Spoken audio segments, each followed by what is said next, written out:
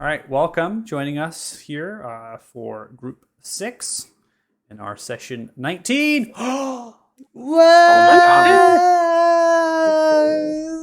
we're almost old What? enough to drink. We're almost big Oh, kids now. we're big kids. Oh my gosh, Lucas is cringing. He's having a really hard time. Okay, so recap. We finished off we began, I should say, with a fight, and we had finished off that horde, and then it became running around trying to figure this out. All right, where's the source? How is this happening? And thankfully, to some passives, you were able to uncover this hidden kind of chamber. Now, this chamber itself is crudely dug out. It's been excavated clearly over a long period and then braced with metal pillars, which have actually sustained some damage during the fight through the usage of spells. So they actually have been broken and sheared, and some of the rock is kind of falling down. But so far, there's no cave in, right? So it seems to be okay.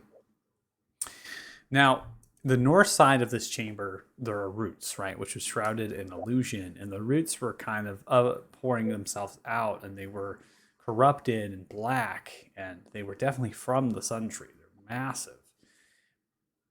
Upon Freemar here, who is not a turncoat by any means of the word, but someone that has quite complexity with their story and is on the side of what seems to be whatever is going to save an individual's life, right? So they are on that board. So to the recap, right? They had stated that they had to do this, that they were compelled to do this, that they were found to do this, and I won't go into too much more than that.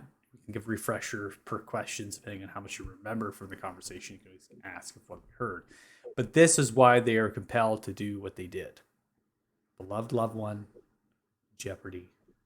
So they, under threat of duress or knowing that they don't really have a whole lot of options to achieve this based on the fact that you all came in here and did what you did with Kristoff, which seems to be brought somewhere, Kristoff, by some avatar of something, which we believe from our religion checks or passives understanding of what this avatar might be. They have now been cooperative. Freemar has been cooperative. They've removed that corruption from the Sun Tree. You've spoken with the Sun Tree and stating a very kind of interesting answer to you about the staff corruption and the tree, and have understood that the one of the individuals that was arisen was put back to rest, and that was the brother, which is Gular. The other individual in the casket that is there, they are called Thurin Oakhand. And that has been explained after you have retrieved a map from the chest, solving the tumbler lock on it, that there is a map that is leading you with enchantment, illusionary type magic to a spot on what seems to be Arthuria, and it's very close to here. And this object, which is the map, as well as Thurin Oakhand, right? These two are important to one individual. That is what seems to be at the beginning of it all. Call them a BBG.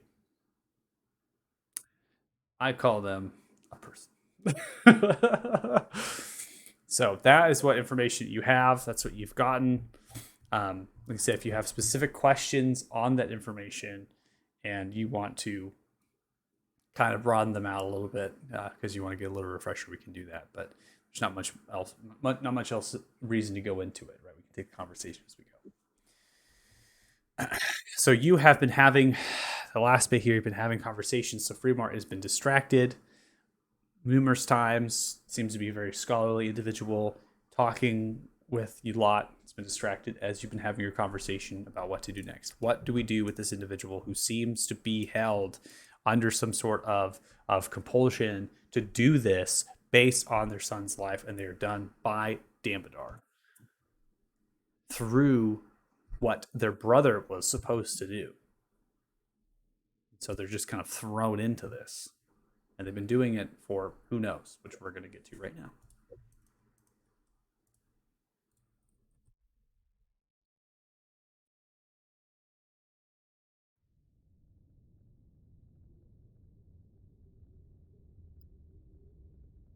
Joe's here. Oh, who was distracting me? He's not here anymore. No, they're continuing their conversation of distraction, which I think wasn't They're colors talking this about time. colors. Was it colors still? Yeah. Yeah. Colors Yeah, was the second still one. colors. Still colors. Okay.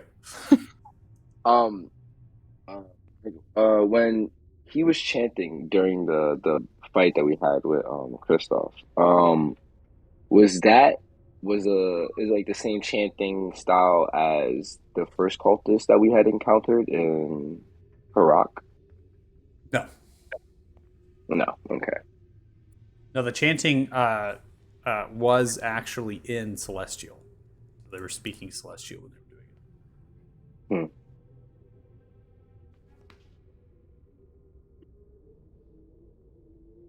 Tamaruk and then a Bane.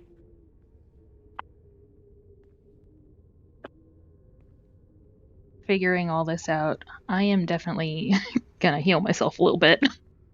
Okay.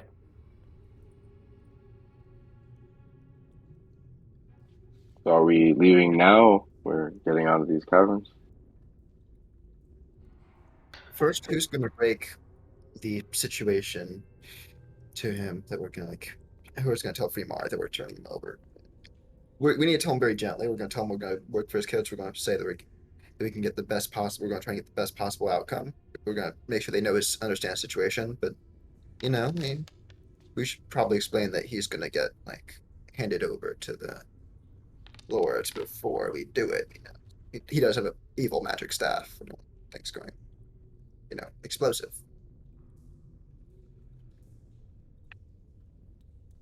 Who's going to break it to him? I mean, you can be logical about it. Yes, understand the nature of his ways. You can't just think that he can go without paying for his crimes. He did unleash a horde upon this city.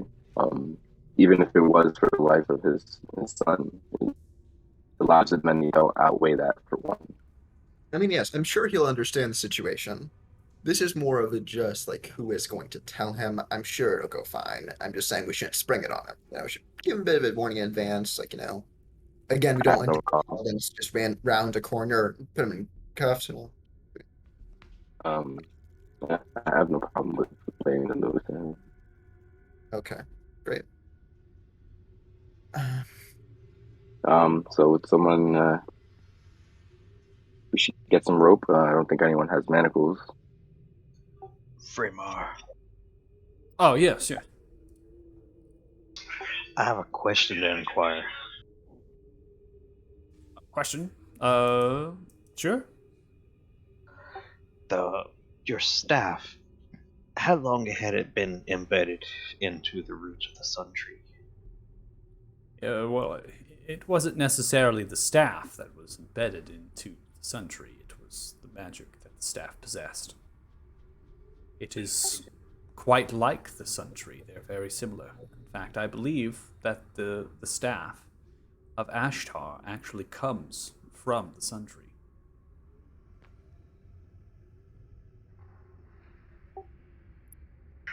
How long has its power been embedded there? The magic. Gosh, Yes. it's been embedded for a long time. I'd imagine to a year, 2 years now.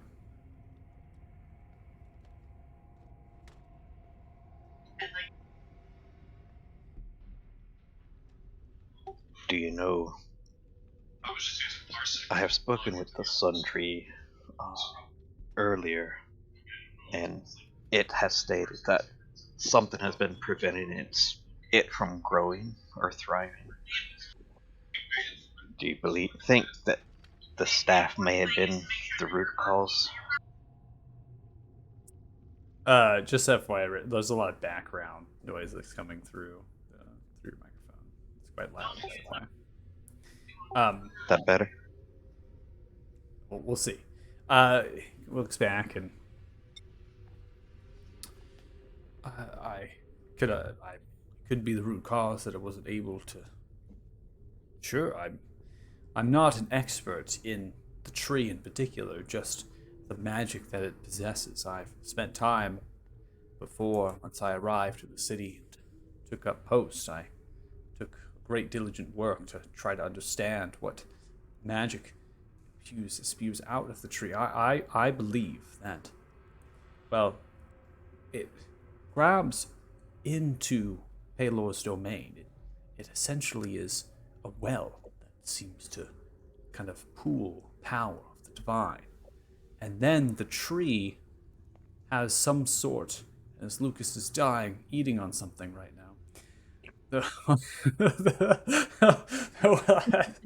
Don't joke, buddy. The well has some sort of the tree has some sort of consciousness. There is a presence of uniformity, but it has to be that this consciousness of the tree is merely just a representation of Pelor. It must be some sort of maybe avatar, or perhaps it is a figure, or something that Pelor has created, and that is what it is. The staff of Ashtarth, it is indeed the same magic as the tree, which I do and believe it is, and I believe they are the same. Then it would be understanding that the tree would be unable to grow. It would be stunted. Its magic, its well, would not be able to fill, as the staff would pull that power instead from its growth.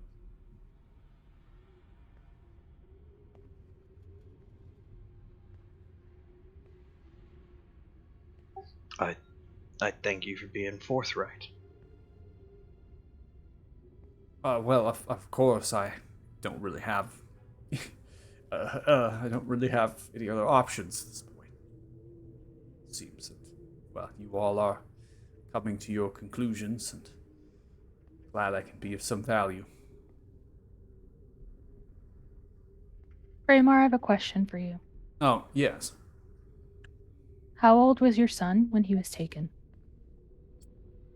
My son was only a couple years older than my daughter, Jill. 19.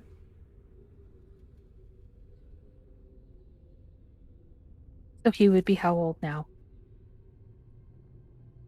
Likely in 20s early. It's been many years. Several.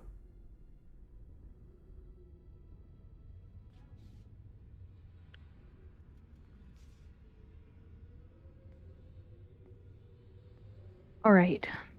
Well, you're correct in assuming we're coming to conclusions.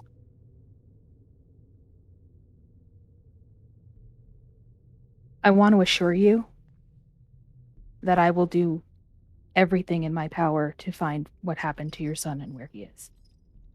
Well, I can tell you now that whatever you're thinking, as far as giving me up, it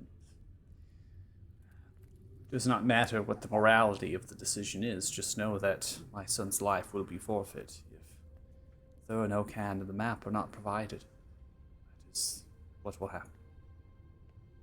Then I will do everything in my power to avenge him. Vengeance. Spoken like a true brute. Well, do you have any certainty that your son is still alive? The love of the son, perhaps or maybe it's just father's intuition. I do not know the answer to that, but Damodar is someone that, from the very limited conversation, is very determined. And their goal. I still do not understand why these two things would be of that high value in their mind, but whatever it is, it's something that they must achieve, either to destroy so they cannot be found, or to obtain them and do with what they will. I have spoken out and wondered, my son's life is. Are they still living in my quest of finding these two pieces? And as I looked for answers and towards Damodar or Kristoff when they arrived, they were met with aggression and hatred. Both of which I understand that led to maybe impatience. They were tired that they were not found. I worked as diligently and as quickly as possible, keeping my head down to the task. Do you think your son would wanted you to have been a pawn to Damodar for someone this cause? I know I don't speak to him to be a martyr, but would he have wanted you to be a pawn? My son does not know what it was that caused them to be captive, unless Damodar has told them. Really know their uncle. Lays to rest there now. Never had any talents with the arcane, nor wanted to. Simply a sailor, working out at a local company, trading and delivering goods to Temeria. That is it. What company They did he work for? would not be a martyr to anybody. They worked for highborn domestics. Government ran, I would imagine, it's ran by the Temerian Republic in Elion. It's a company founded with numerous different investments from the noble houses. They carry transporting individuals, people, back and forth, but also they transport goods from Temeria to Arthuria and vice versa that can be allowed in and out. They're very particular. How much do I know about highborn domestics? Roll an intelligence check. Intelligence.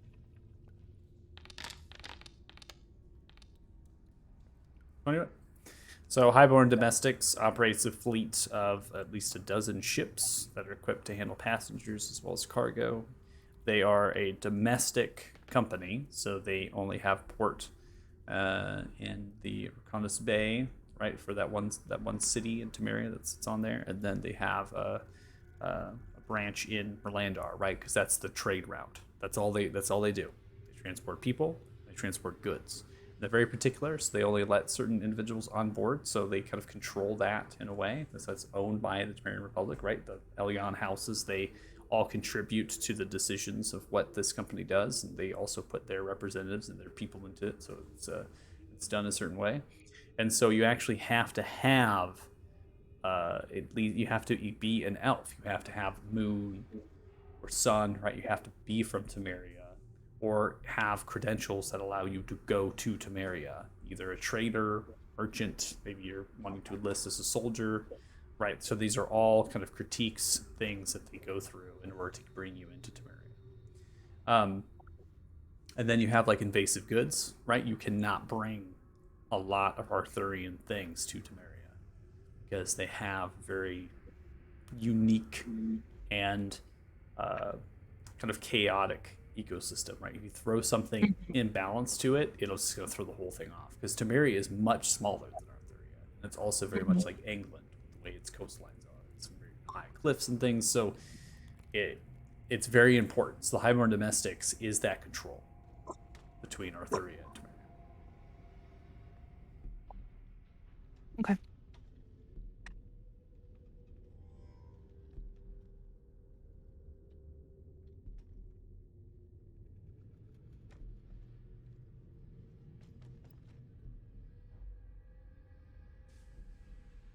Well, we can give you our word that we will try to help with your cause that you were doing to get your son back.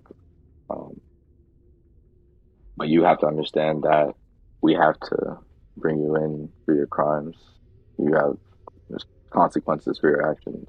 Bring me Nonetheless, in for my crimes. Sure, I understand that it's something that I eventually need to pay for, but you should not risk and sacrifice my son's life. I can assure you that if you do not deliver the BAP and Thurin Oakant alive, my son will be dead. And all of this will be for naught. You all are powerful individuals. It seems you all are talented in different methods of combat and fighting and magic, but all of that is insignificant compared to Damodar's power. Their influence alone is enough.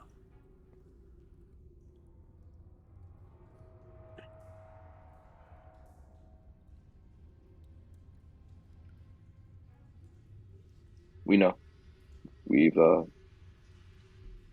we've encountered and seen his power.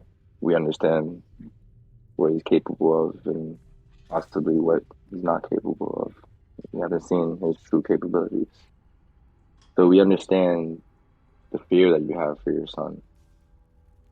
But we are on this path to stop him nonetheless. So Yeah, but we're gonna to try. stop Damodar is not exclusive with saving my son's life. They are separate things.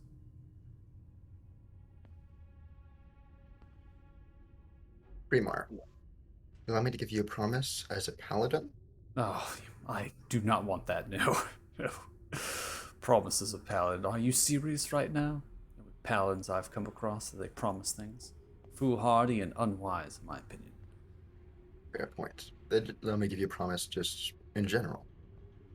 I will do whatever it is to the best of my ability to save your son if he is still alive.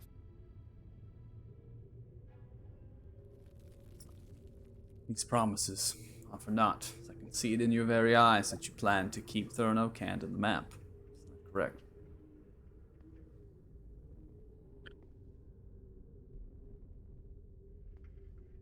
You are. Then why are we waiting? What's the point? It's already done and settled. Because while I may not be able to defeat Damodar in a head-to-head fight, there are other ways. I mean, I doubt he's personally guarding your son. Maybe we can defeat the guards.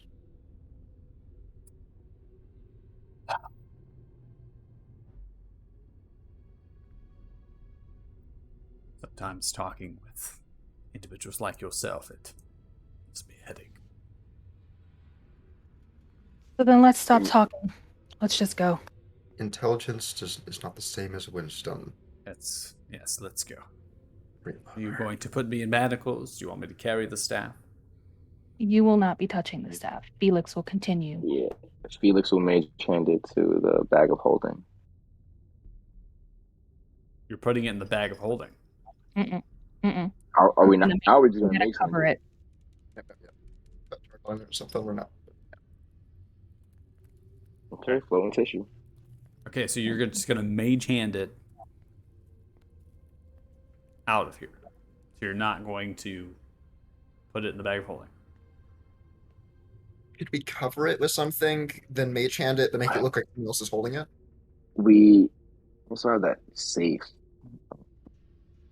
that it was in originally. The top of the staff was in it originally, I believe. So the staff is comprised of multiple pieces of twigs, branches. Okay, it's just like twisted together, almost this magnetism pulls them together. So there was a one right in the safe. Going back to that, that there was something that they needed from the safe. To get that for the staff. given the fact that the staff is literally just these twisted brambles of blackened bark, branches, right, twigs, that most likely there was a piece of a twig or a branch that existed inside of that safe. Yeah, so that's it. You can cover it up. You can cover it up. You can mage hand out of here, which is what Felix was going to do. Right. I'm just asking you Mhm. for changing that plan and putting it in the back holding. That's all I'm asking. No, I think we should cover it up and mage hand it out. I don't want it to potentially corrupt anything that is in the bag of holding. We don't know what it does yet. We don't know if touching it does anything. Sure, Okay. sure. Okay. All right. So what's the first stop then? I think Um, we should go to the temple. Okay, the cathedral. well, the question is, can we leave the cathedral like without getting swarmed by paladins? Because they're probably heading here right now. Like now that they, like I have to imagine there was a small army cordoning off the cemetery and everything suddenly disappeared. There's probably like, again, a lot of people outside.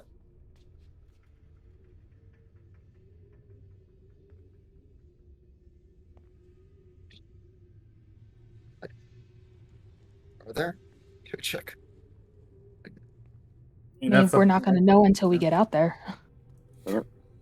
Okay. Would you mind if I go first? I mean, Yeah, they you might. can hold them off.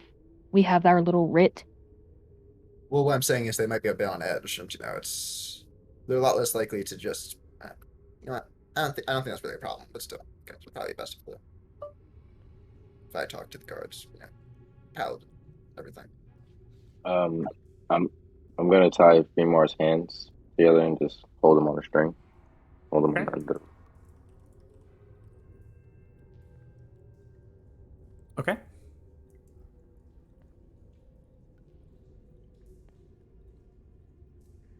You tie Freemar's hands together, binding them together, and just going with it willingly. So you can wrap them up. As kind of closes the eyes, see a small tear falling down from their eye. So you begin to walk out of the space and begin to leave the crypt. I'll place my Are hand on you- his shoulder. Real quick, are you taking Thur and Okand with you? I Or think you we. leave- you I leave think we Castle? should. I think we should. I think Costas, you should take him. We should just put his body in the bag of holding or something. Yeah, bag of holding. Okay, is probably a good idea. Just put his body in there. Try not to break it. In the chest. The chest probably too. Be good. The body on the chest, just in case. Just throw it in there. And I'll speak to Freemore real quick. If it makes you feel any better, I can probably have an answer on your son in the morning. I'll seek you out, and I'll let you know what I discover. Towards you. You won't.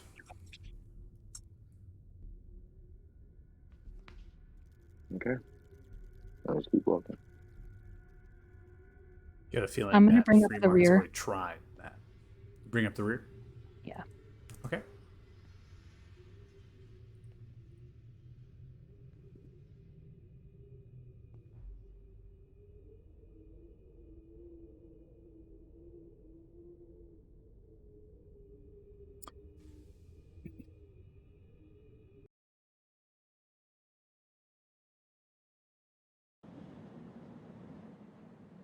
All right.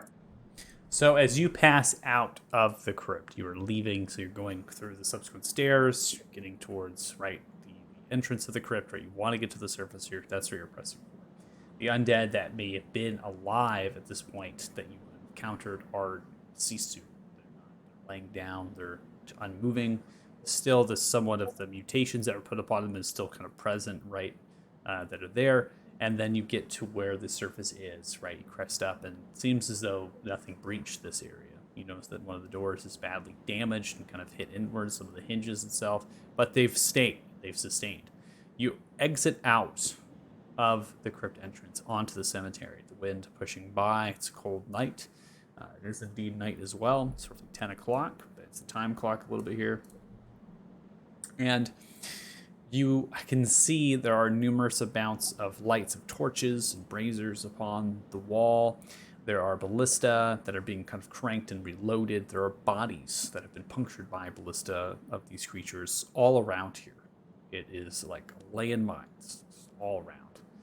The holes within the earth that have been dug up and moved, then the bodies that lay nearby that were hit by volleys of arrows and javelin, like, list of weapon ammunition, and you're wondering if there's individuals, guard, paladins, soldiers, anybody. You stretch and you begin to look, and you don't quite see anybody at the present moment. You see shadows, figures moving with torches, yelling outwards, and they're shifting through the alleyways and the streets.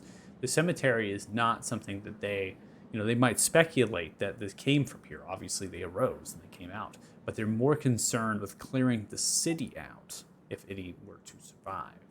You also can see that there are bright lights flashing within some of the streets, as these bright lights that are flashing are very similar to the same spirits that seem to be brought out by Paylor.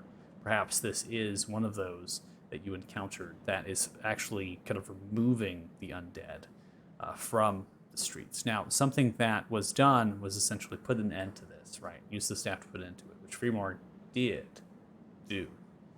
So you're not having sounds of clashing and current fighting. This is more of cleanup, making sure the bodies stay dead. Guard finding pockets of them, helping the wounded, aiding towards them, and then eventually cleaning up the undead. So you walk through the cemetery, leaving the space.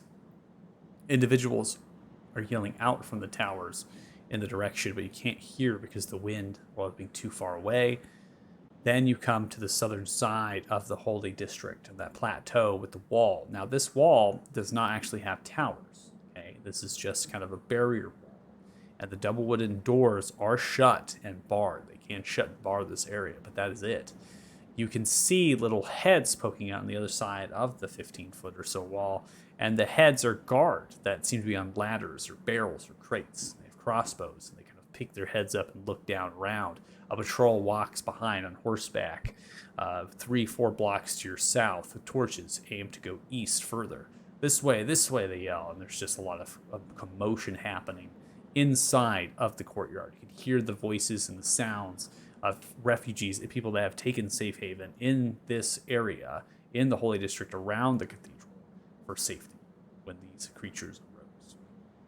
So the first guard marks you, sees, "Oh, they're not dead. They're alive. They're alive. Open the gates. Oh, some of those still alive. Everyone's and they're kind of muttering to themselves and talking, and not really talking to you. They're really just talking to each other about the space. They lift a large, heavy wooden beam at the backside of the double doors, and they open it upright. One of these cheerier, plump dwarfs kind of comes fumbling out to this guard, wearing the same surcoat to Valor, the battle axe at the side, bloodied, and shield to the left. "Ah, you all survived."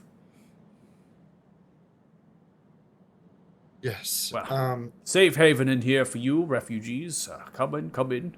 It seems whatever plagued the city has been put to an end. We're getting reports all around from guard telling us that they've simply dropped dead. And by all the thousand blessings of Paylor, spirits have been arose, not only from some of the great, Sir Thornthar himself is spoken. It's quite a remarkable event that we're seeing happening here. Make yourselves warm. There's plenty of blankets and food and shelter underneath the same tents that the dwarvish refugees were. We're making deal that many traders are giving their wares for free to keep you warm and give you food. And of course, here it's plenty warm anyways. Anyways. Actually, I have a couple of questions. First of all, where is Sir Thornthar? Oh, well, don't you see the bright flashes of light? That's them. It's some sort of giant figure. It's a bright light, and it calls themselves that, and it does resemble some historical text, but it is a miracle, anyways. Then we also have some business with the bishop. Yes, Valria. Well, yeah, of course. She's inside of the Sun Tree. They've been discussing remedies to the situation, and many paladins and clerics, as well as soldiers, are defending the Sun Tree. It could be an attempt at the life of the tree. I can see this one's bound. Fremar, is that you? Oh, I sworn I bought my couch from you 2 months ago. You bound by the hands. Fremar doesn't answer.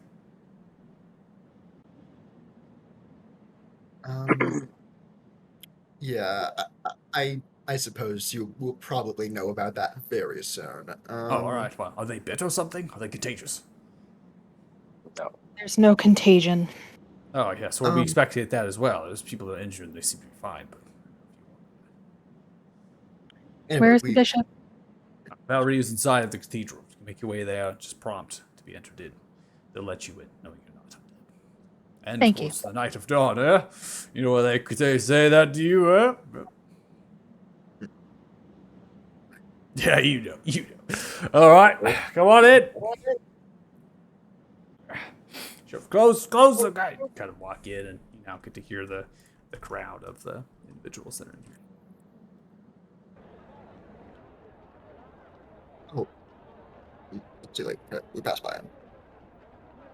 Yeah, so you're passing through these southern side of the entrance here. They shut the gate, they put the bar back on, and then you pass through next to the Zealous flag and aim to get to the central cathedral so you can have the courtyard, but you're flanked. There's a lot of individuals. They're spilling out everywhere. I mean, this is a lot of the city in a very tight space. There's bedrolls, tents, there's blankets, there's chairs, there's tables. People are just standing, sitting down on the ground. So it's just a whole hodgepodge. You also have nobles here. You have common folk. It's all blended together. There's not really anybody that's kind of segmented or segregated or anything. And they're all sharing pots of stew and food and things to keep warm and ale and drinks and stuff. So you see Zell's flag and they're kind of grabbing large barrels of things that are stashed away and tapping them and sitting them right outside. And it's a very community thing happening here. It's coming together. So they're kind of healing each other. And there's a lot of people that are injured. Bite marks and claw marks over themselves. And some are missing limbs, and it's not great. But it could have been a lot worse. And there's a lot of people still alive. As you pass towards the Century Cathedral, great scene.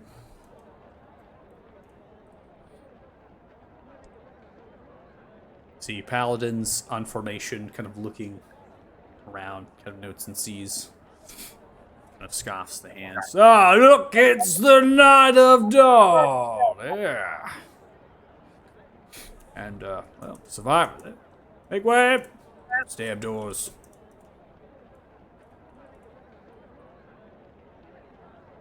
They begin to open the doors. Bang on it. Barricades and other sorts of things are stashed at the backside of the doors themselves, and they swing them open. Large. Takes time to swing them all up, and eventually they do that.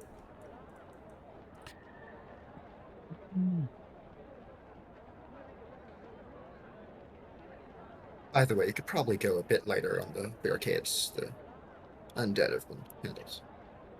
Oh, look, it's the Night of Dawn. Tell me how to do my fucking job. May Lord be blessed. Shuts the door.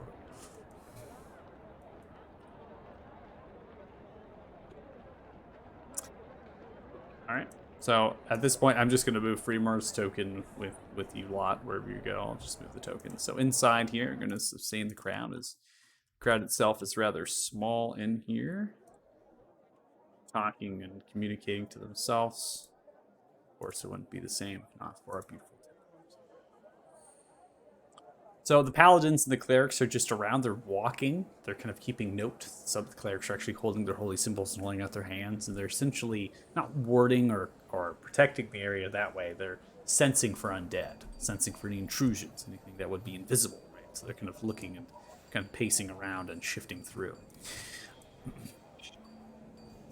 I'm gonna walk up and ask this paladin, right, like at the altar. Where's the bishop? Bishop is right there. Valerie steps forward. Freymar, why are you... What is happening? You all have returned, safe and sound. By the celestial rites of old, I thought that you would be nearly lost, such as yourselves, but... We have Is there somewhere we could speak in private? This is as private as it comes. Hmm. Afraid. There are more paladins and clerics below, protecting the roots and branches, as well the as kind the of sundial. issue. This is the kind of issue that really only you and the Lord should be hearing about it right now. Well, we can make way for there if you need to. It seems that the threat is put to an end, and I have felt a sense from the sun tree, some warmth, some vibrance and radiance, and I have spoken with it. It seems to be speaking to everyone now. Whatever was put here is ended. Something that we should be grateful for. I imagine you all have something to do with it, and perhaps Freemar as well, being bound, spoken. Yes. And I'm going to gesture to Felix. Because he has the staff. What is this? This is something that you need to keep under your protection. It's potentially cursed. We don't trust Cursed it. object. This is quite extraordinary. Do you know the name of the staff? Staff of Ashtar. It's been what's draining the Sun Tree for Paladins all look this in time. direction. Clerics look. Voices somewhat cease. Staff of Ashtar. That is in here. Yeah. You know what this is. No, that is why we brought it to you. Staff of Ashtar was ruled by Lord Ashtar, member of the Black Hand, a very powerful paladin that serves to Bane, and used it during the Crusades to put evil spirits into unwilling bodies, resurrect and rise undead. It was lost after the Crusades. An attempt was made at the Sun Tree's life by Black Hand's last efforts, I would say, which is why it is buried. The staff was searched for by many. Now it is here. It is also one of the causes of this incident. Put it upon the altar. Begins to clear the altar off. I will keep it safe. See if I can use magic divine to contain whatever corruption it possesses.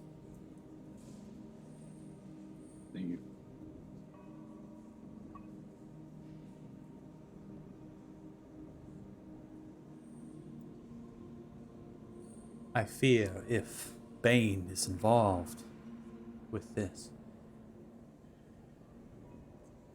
then there is more to come.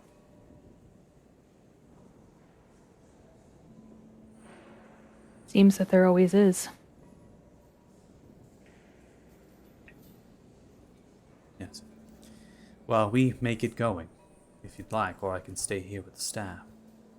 You can go as soon as that conversation hits the doors. Church, the cathedral swing open, and a figure walks in.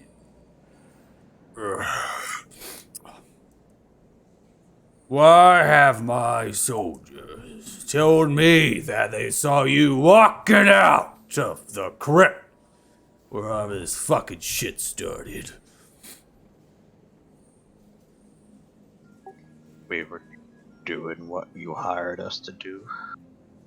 You're taking care of the problem. Taking care of the problem. What do you know about this? What caused this? What is that staff? Remo, why are you bound? Meet the problem. Fremar's the problem, or the staff's the problem? Oh, The You're the conjunction problem. of the two. The conjunction of the three. Yes, you're the problem too. No. No. That's a long story. That Long needs to be story. You know why I fucking hate long stories, Casas. That's exactly what I'm me. going. Let's shorten Give me it. the short story. Corrupted paladin convinced him to use the staff, raise the undead. There you go. Threatened is better words than convinced, but yes. An evil paladin threatened. Mm-hmm. Yes. Valerius We killed him. This paladin, was they a member of the Black Hand? Yes. They are Yes. thought to retrieve Very that. much so. And you killed them. Are they still down below in the crypt? Their body was retrieved by Bane, but we believe to have killed them. It's true by Bane. It is worse than I have feared. If Bane is able to reach this plane, the Sun Tree present.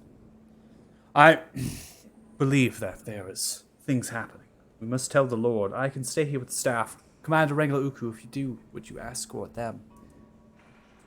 Or the keep and make sure they speak with Lord Downfloor at once and, well, take Freemar with you. Fine. Oh, fuck. Sees Regular begins to walk away. They're covered in blood. There's a lot of guts and blood on their weaponry, their armor. They are not there. The cape as well is torn, so they don't have their commander's cape on or anything like that. They're just kind of bloodied and tired and begin to walk out. Before we leave Valyria, Brimar is going to be in quite a bit of trouble. I would like if you'd come speak to me to get his side of the story before it's trial. Well, I can go with you if you'd like, but you have laid the staff here, and I'd imagine we have to No, protect. like not now. Like later when Fremar comes to trial or something, if you could explain the situation on his behalf, he's going to need all the help he can get. Well, you will need to explain more of the situation if that is the cause. Yes. An evil person took his children and Are threatened. we to- going or what? Fucking think so. hurry up! Fucking God. Killing undead. Fucking holy city. I got you all yipping yapping in there.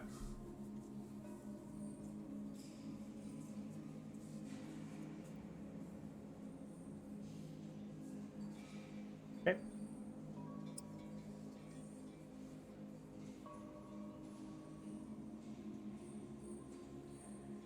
So as you walk out, Regular Uku hops onto their horse.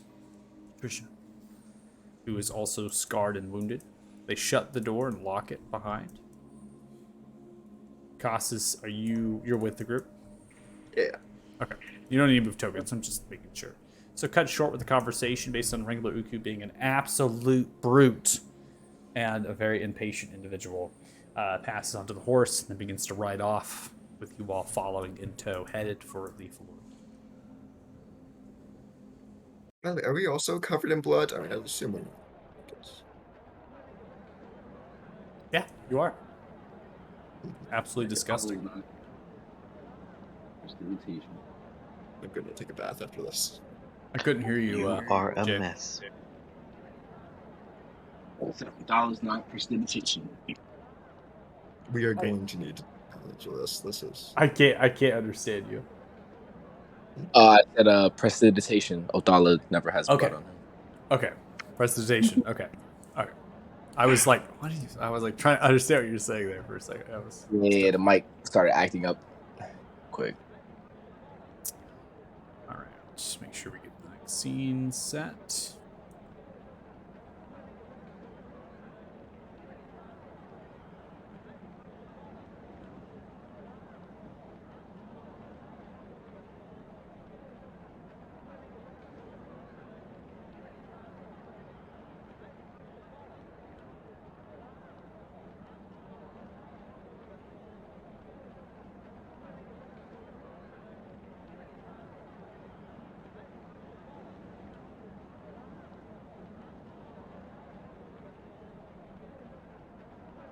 Okay. So you're passing by the large crowd. You eventually leave that area, headed from the west. You have to do something similar. Now you can see that the undead themselves are kind of piled up against some of the walls and things, right? You didn't necessarily catch that at first because you're just trying to get to the cathedral and you have a little bit of a stunned-like effect, right? Coming off of what you did, you're not really paying attention to that. But now, a little more calm, things are okay, you're seeing all the people, right? And then you get to see that the undead were throwing themselves at the actual wall, and as well as going around to other sorts of alleyways and streets and things. So you're leaving this large crowd that's piled in here. Eventually, that kind of subsides. There's not much else happening. The streets are clear, except for the occasional guard patrol, the soldier patrol on horseback or on foot. They're holding torches, lanterns, things like that. That's it. That's all you get. So you pass towards activate the district map here, passing into the nobles district. You find that there are paladins that are on their lonesomes. Eventually, like noble right there, nobles, they're on their own horses, they're on war horses that are barded. They're like patrolling these streets on their own, and they have blood on their weaponry and on their armor. So kind of suggesting that the creatures actually came and started attacking these manors and these houses, but with the paladins stashed away, you know, it's just a free free, to swing away, right? You just kind of hop out of the manor. They're attacking the grounds, attacking the servants, right? You just start killing them left and right. So that's kind of what you're seeing. They're kind of grouping themselves together now. They're sending servants out to get like wagons or carts to collect the bodies of them, kind of clean the grounds up. And when you come to the actual gate that's there of the wall of Valor Keep that surrounds that interior kind of space within the keep grounds, you don't see any of these undead creatures anymore, right? They're completely stuck. You might have some on the street at the back end, a couple blocks away, which they're picking up and cleaning up, but they didn't get this far. Their mind might have not been set on coming into the Noble District like this. So there's no bodies piled up at the gates. The portcullis that's there. The guards are actually lean on this wall. They've been kind of maybe tasked to go fight or make patrol elsewhere. So there's only maybe a handful of actual guard or soldiers upon this particular wall, these towers. So you're kind of making way. Of course, regular Uku expects the gates to be opened upon their arrival. They continue to ride, and they're trying to lift it up and try to get it to raise up. And regular has to stop for a split second. Kind of yells outwards, then turns the horse. It happens to be only maybe 5 seconds, so they actually have to stop the horse and wait, and then they can kind of pass through. So they pass through, heading off this the way here. The grounds are also lean in here. You don't see a whole lot of individuals. There are lights, campfires, and other sorts of things suggesting people are cooking food for servants that might have been made from the manors that need to run away and find safe haven. But there's not a lot going on in this space. The drawbridge is raised, and you're approaching the keep. They lower the drawbridge for regular Uku, and they continue to press forward. Beyond that, I'm not going to give another description of given it from the keep, so we know what that looks like. We understand where we're going, which is the Grand Hall.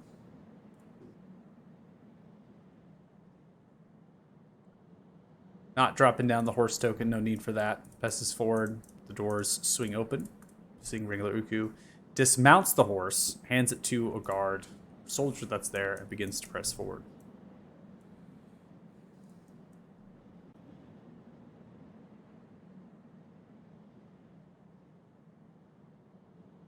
You notice there is nobody on the throne, nobody sitting down, nothing. Paladins and different chatter that's happening here. It's going to produce a decent-sized crowd. When is it going to stop?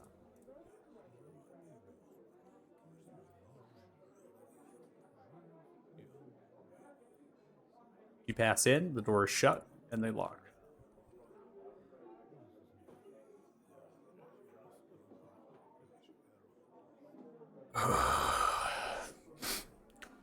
There'll be a moment. It's towards you, Costas. How many did you kill? I was in the situation to count, but quite a few. Quite a few. Right. If we're counting only the ones I chopped in half in a single swing, at least 5. How many skulls did you crush with your hand? None. I didn't go. I'm good enough to do an arm. Oh, yeah. Right. Excuses. I'm sorry, but I don't have the leisure of crushing skulls in my hand mid-combat. This door opens. Lord Downfloor Armored walks out. Continues to walk forward. Bloodied as well. I thought I made it large, but I might have not. So their actual gauntlets and their weapon is bloody. It's on the back. They currently have their hair braided up, put back. Commander Renglar Uku. Have you come for a status report? Sees the rest of you. You have returned. And in good shape.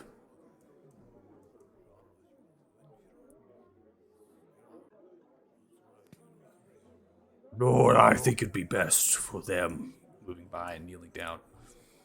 I think it'd be best for them to speak of their own accord.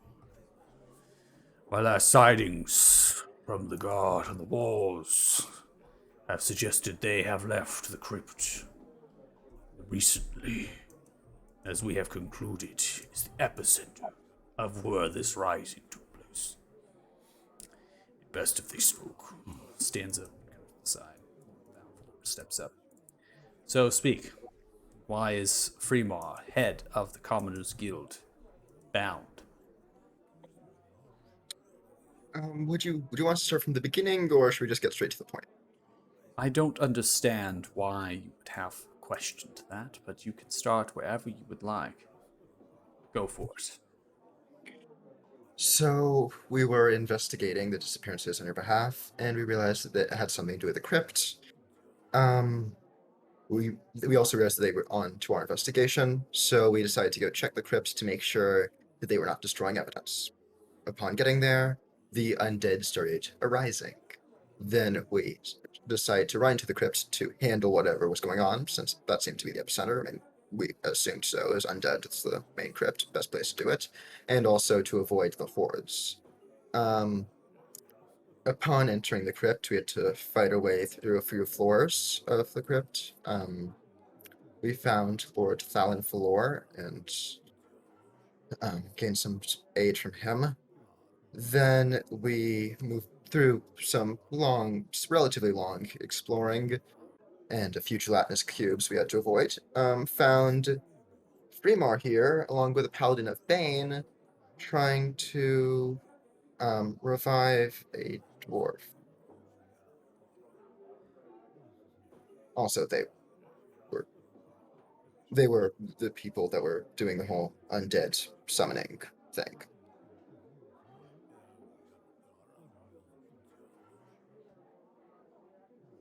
Although we'll admit that Fremar was being threatened to do it. It wasn't of his free will. They took his family.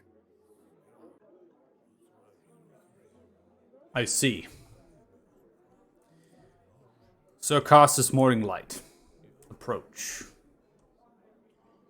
I approach and fall to a knee.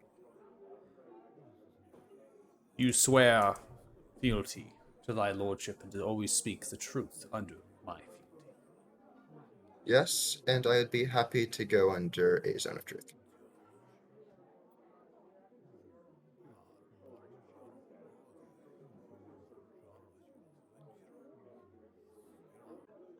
Love how it's musical symbols. That effect was not what I expected it to be.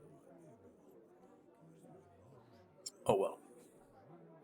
Can I Rolling a choose to save. fail? Yeah, you can choose to fail the throw if you want. You can choose to succeed, right? They know if you failed or succeeded, right? So they Choose know to fail. that. So they know if you've chose to fail, which is part of this thing. Do you swear to tell the truth, and you're choosing to fail with the zone of truth? Downpour looks towards you. So Costas Morning Light, House Morning Light. Did you enter the crypt? Put an end to the uprising of the undead that have plagued this holy city. With the aid of the people here, yes. And I point to the group.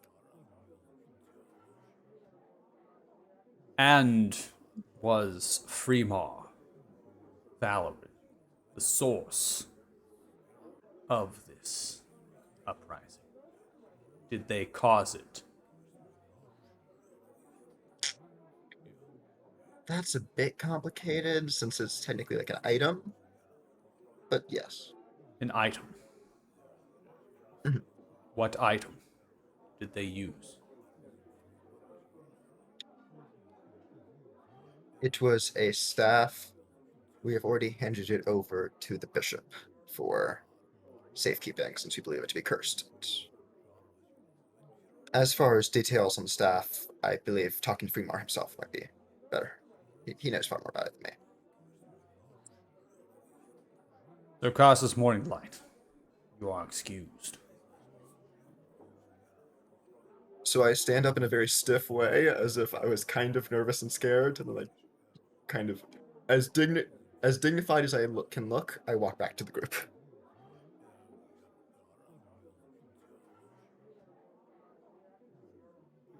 Fremar Valorin, head of the Commoners Guild, father of Jill Valorin. You may approach. Let their bindings loose. Do not fear them. Unwrap the hands.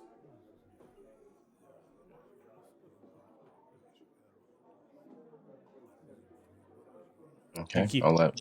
Do you Yeah, I'll unwrap let the him go. hands? Okay. Yeah.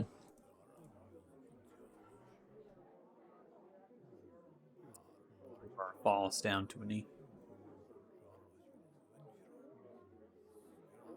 My lord, I have waited to speak. And I will tell you that the staff of Ashtar was used to cause the uprising of the dead. But it was not done out of any nefarious or vile purpose. I have been used as a puppet to one called Damodar.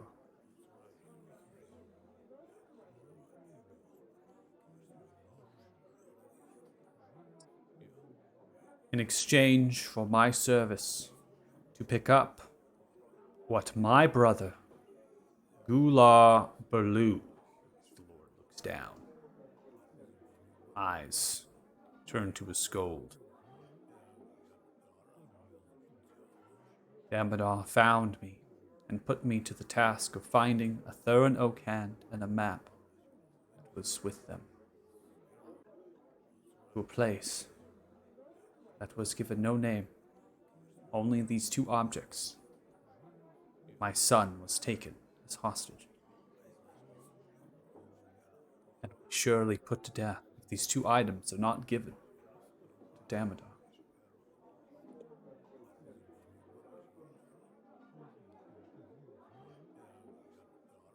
And how, Freemar Valoran, would you come into contact with this Damodar?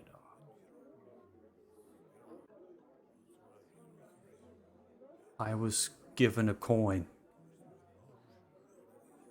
I merely need to kiss it, and they would find me.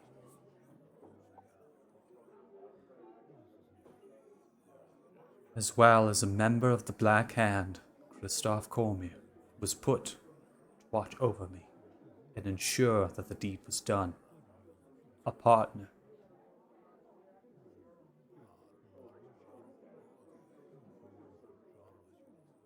Bind him.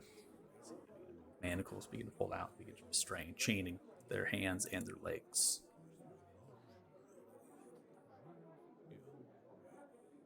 I have heard enough. We will question you further for the crimes of treason and the death of innocent life, as well as the attempted destruction of the Sun Tree. I sentence you imprisonment. Turns and looks. Freemar Berlu. Until I see fit to release you. No trial will be held for you. Begin to look around each other. Paladins whispering.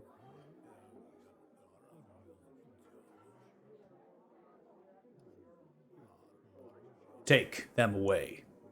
He sees a grab on either shoulder. Begin escort. Freemar through this door. Freemar is taken away. Zone of truth is ended.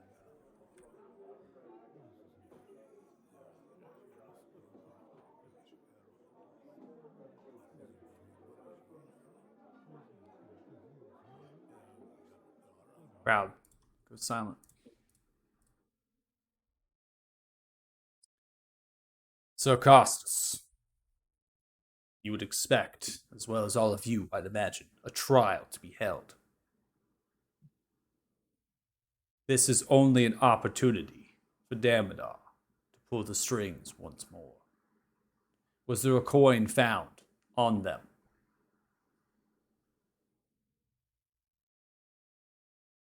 I believe one of us has confiscated. Holds out the hand. Give it here.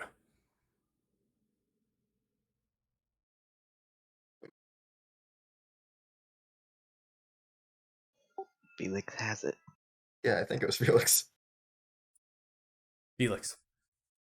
All right. Well, if you want it, I say so. Okay, you're the boss man. Okay. Oh, expert roleplay.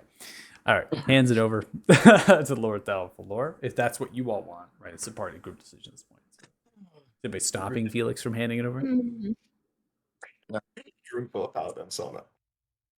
Okay. Takes the coin, holds it in the hand, punches it, hands it to one backside. Ensure that is smelted down and destroyed. Yes, my lord. You get to move off with a trio, 7 individuals begin to pass outside the Grand Hall.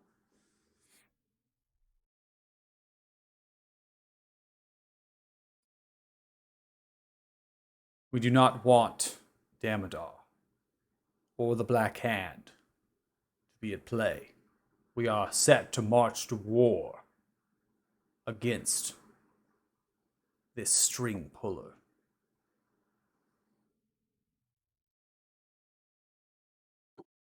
The trial is to be held. The recovery of Freemar and the information or the things that they might possess will happen. I will not let that happen. Nor should I, given we are to march in 1 week's time.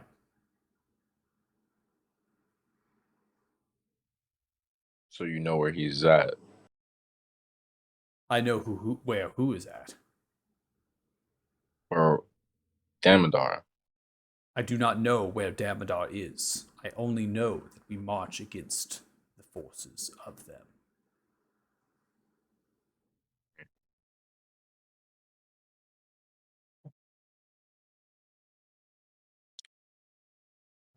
Now, the 2 things that Freemar had mentioned, the map and Thurn Okan, where are they?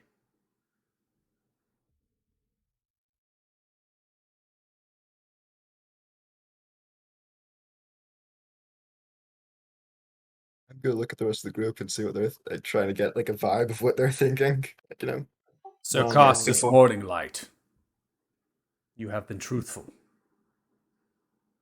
and your fealty has been sworn. You dare not lie to the Lord. I would not. I simply wanted to get the input. We have Theron Oakhand was a corpse. We have recovered that. As far as the map, it is not the typical map you would expect. Would Costas know that? I don't believe I told him that. Oh, did I know that? Yeah. Oh, okay. Then I just scratched that. That's mid-session fuzziness. I do not we've- care that this individual is dead. You have recovered the body.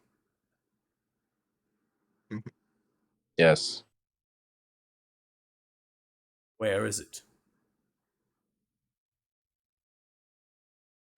Did we throw the body in the bag of holding? Yeah, it's in the back of the factory. Pointed out. Gotta, yeah. Just dump the body out then. Dump the body at the dwarf's wife. Falls down. The Lord looks at it. And the map.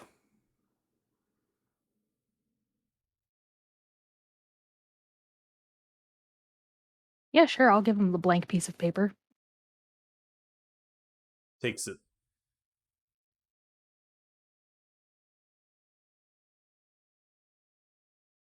Take the body and this map to the treasury. Lock them away. I want a double shift. 2 patrols tonight.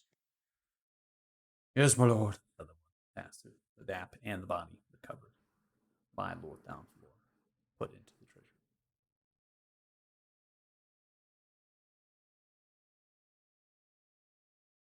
It would seem I am not rid of Gular's madness. Instead, it is revealed and now it is pulled by Damodar. I would prompt you to find Jill.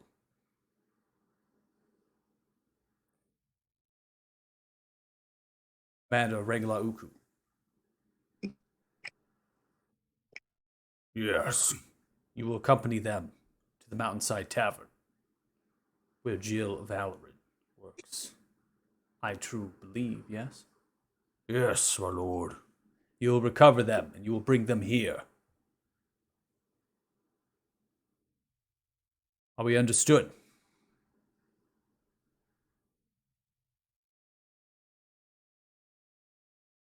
Yeah. Your services are great, and a reward will be given for these services. Sir Castus Morninglight, I will hope that you will take charge of them and lead with the same as I. There would be no greater honor.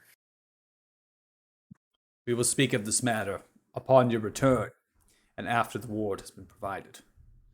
I feel, after a victory has been achieved against the Black Hand and the Stamina, that perhaps we will need to feast. But time will tell. Time will tell. First, we need Jill. Commander. Aye, my lord. Go on. Pushes fast. Instead out.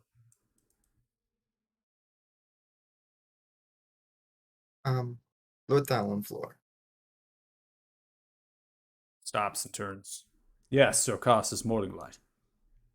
There's a personal matter I would wish to discuss to you before we march to war. Would that be possible? I feel as if our two minds are thinking the same, but yet we must come to this conclusion when the task indeed is done. Go. I'll be here waiting.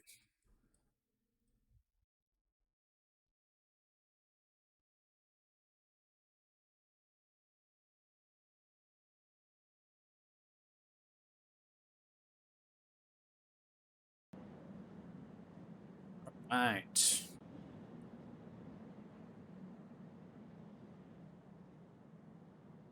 Looking over at Thea, Dollar's just gonna say, so we gave everything away.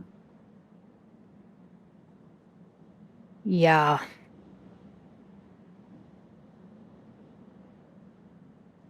That sucks. Yeah, this is the definition of a shit show.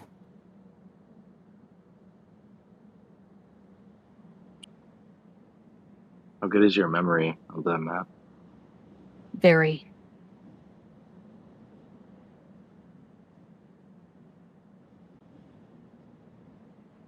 Place is really suspicious. I don't know.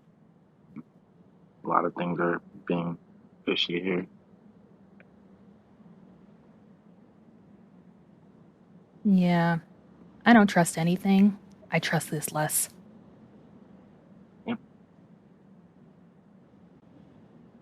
I think we have to go to that place in the mountains as soon as possible.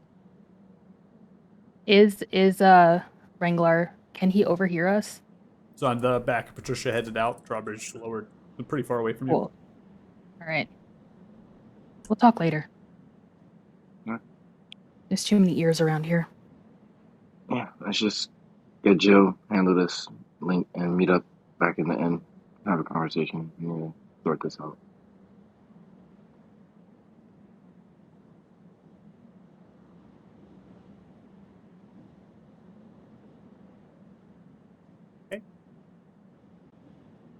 All right. I'm going to get your tokens down here. Give a little description of kind of what's going on. Trying to drag down the party that's missing tokens, and I realized no need for that. All right. So you are passing through the keep. You begin to head in the direction of similar, right, getting towards the Holy District, but maybe rounding around the corner, knowing that it's kind of safe. Wrangler also is making some stops. Not stopping in the sense that you'd be familiar with, like stopping the horse and actually talking to some of the leads on the patrols and soldiers, but actually like slowing down the horse a little bit and yelling and then getting an answer and then picking up the pace. So you're kind of having going like a little bit of a half jaunt, half kind of run to keep up with the horse and how quickly it's moving. Eventually, you get to the Mountainside Tavern and the Stormy Inn on this map of the block. There are numerous amounts of bodies piled high. There's also guards that are being tended to and healed by clerics and other sorts of sentry initiates that are sent out with these packs and whatnot. So this is carnage. Creatures themselves are able to pour into the drift, especially here, and they've been pressing and rampaging without much contest because the alleyways and things are so tight and not very separated. But the guard are here and the patrols are here and they're cleaning up, right? They're picking up individuals, they're checking on people, right? Tending to wounds. So there is a lot of things happening. The one thing that is void of is paladins. You don't see any paladins. You also don't see a whole lot of clerics, right? Just a few that are tending to heal and things. So it's really the soldiers at Fort Frostbeard that are at the guard, right? They're stationed within the city that are tending to this, right? Taking care of it, piling up in carts and wagons, so the horses pushing past. The lighting here, they do have torches and things. I didn't want a crazy amount of effects, so there's just no reason for that. And the crowd itself is decently large as they're yelling and talking amongst themselves in this space. Awesome. Laruku continues to stride forward. Right. Sword. Kicks the door, pushing and shoving objects. The tavern seems to be cleared out. The windows themselves have objects kind of pressed against them and boarded. Steps forward. One of the guards taking Patricia. Just looking around the crowd outside.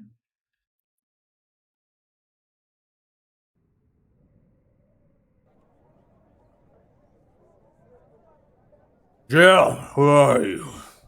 See a head poke up from the bar counter. Oh, Brendan. Fuck is Jill? I don't know. What do you mean you don't know?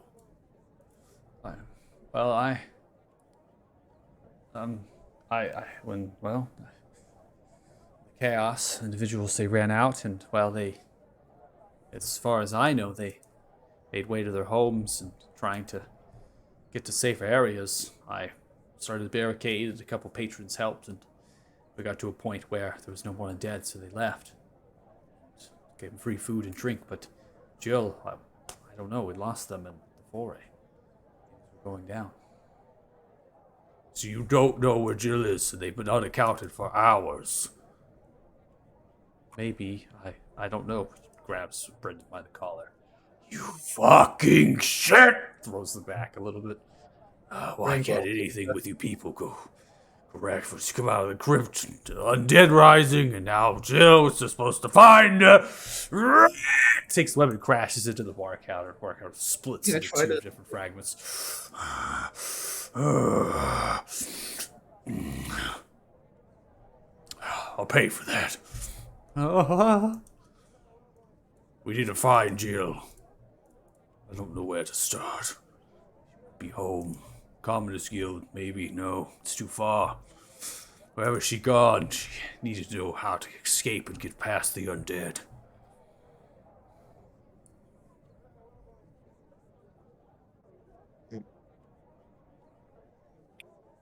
Is it possible the undead might have just not attacked Jill? You think she's with her father in this? Not necessarily, might not be with her father, but like he might have protected his daughter. Protected the daughter, shrouded them from the undead. Magic. Fucking hate it. Pretty interesting. Is there a way that magic could track her?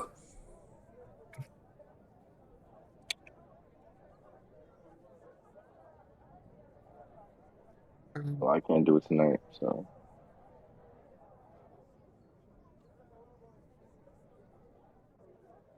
Hear a crash at the backside.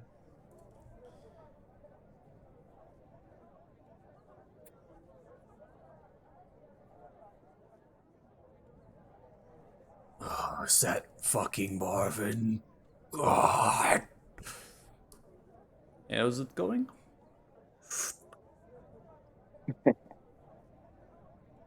Hey, Marvin. Shuts the door. How is it going? Oh, you know, great. It's not fucking good, is it? No, No, it's been pretty no, bad. it's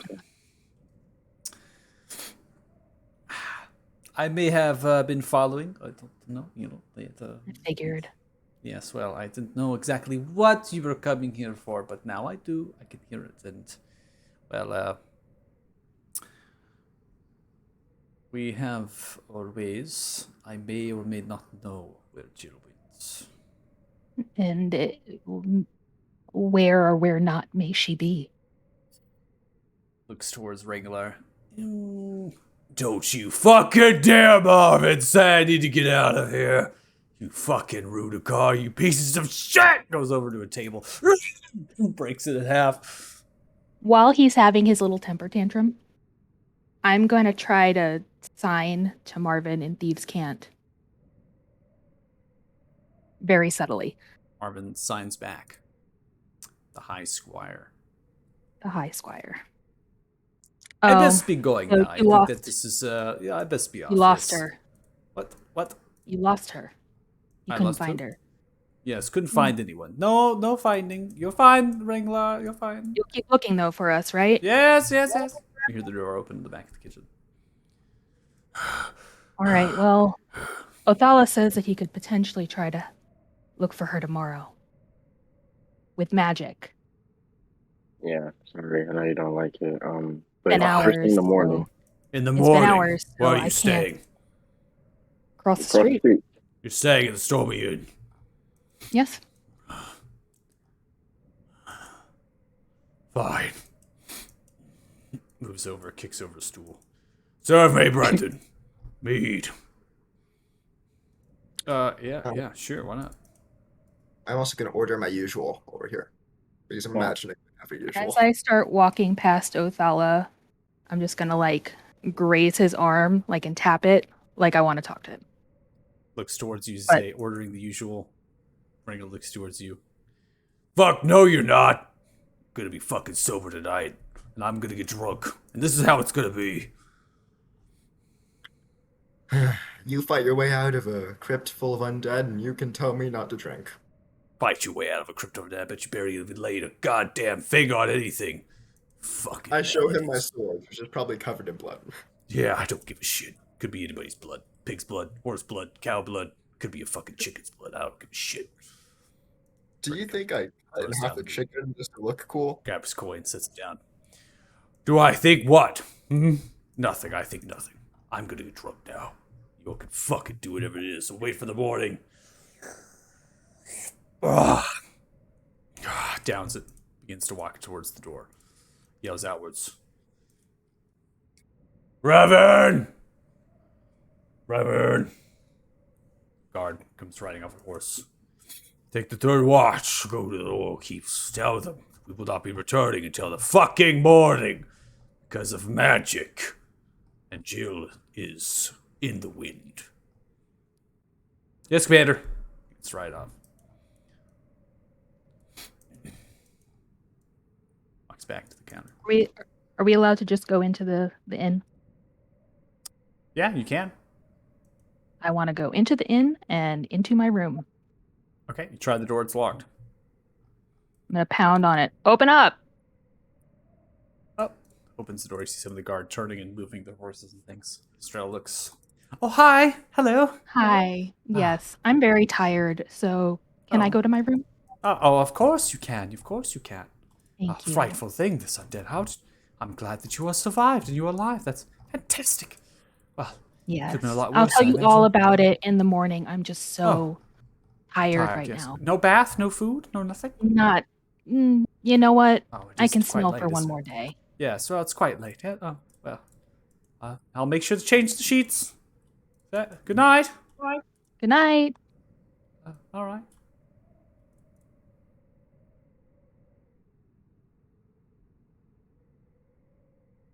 Gesture to for your Othala to follow me.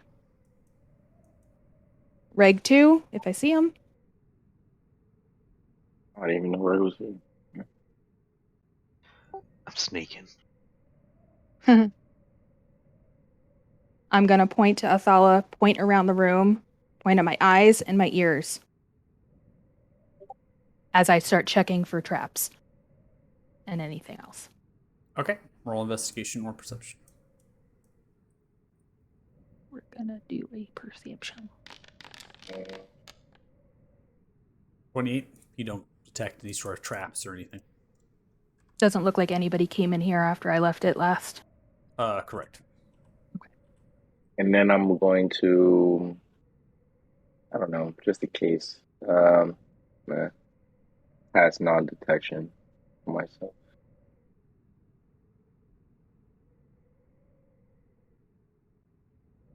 Okay.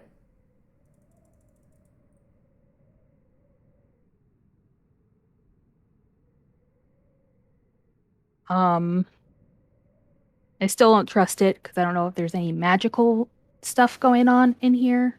Doesn't look like anybody came in, but I'm paranoid and I just told Othala I trust this less than I trust everything else. So I'm going to start writing on a piece of paper that I tear off of whatever piece of paper I can find. Mhm. And I'm going to write the High Squire. And put my fingers to my lips, like, don't say it out loud. Just unfurl the paper, read it. Pull it.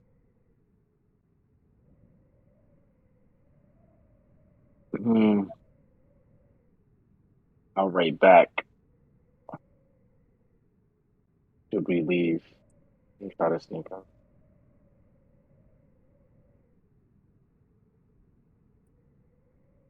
Think, how early do you think that Wrangler is gonna be awake and come knocking?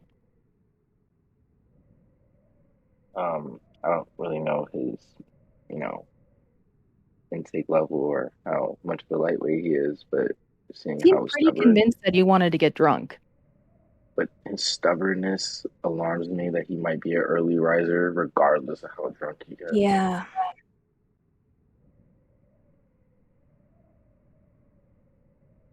I mean, I need 8 hours regardless if I'm Mhm. gonna help him out. But if we want to do, something, I need an hour. You need an hour. Just to get back to a decent level. I think a lot of us could do a little bit of, some rest, recoup.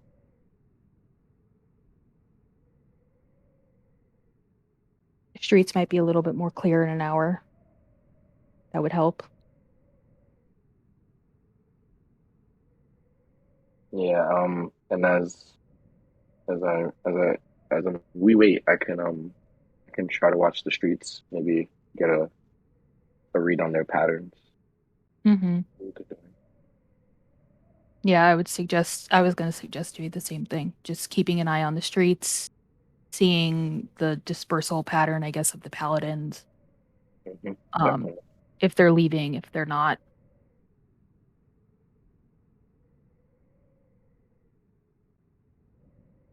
Yeah, But yeah, we can get everybody else, get Joe, get Felix, get Costas, or we just leave them at the bar doing what they're doing.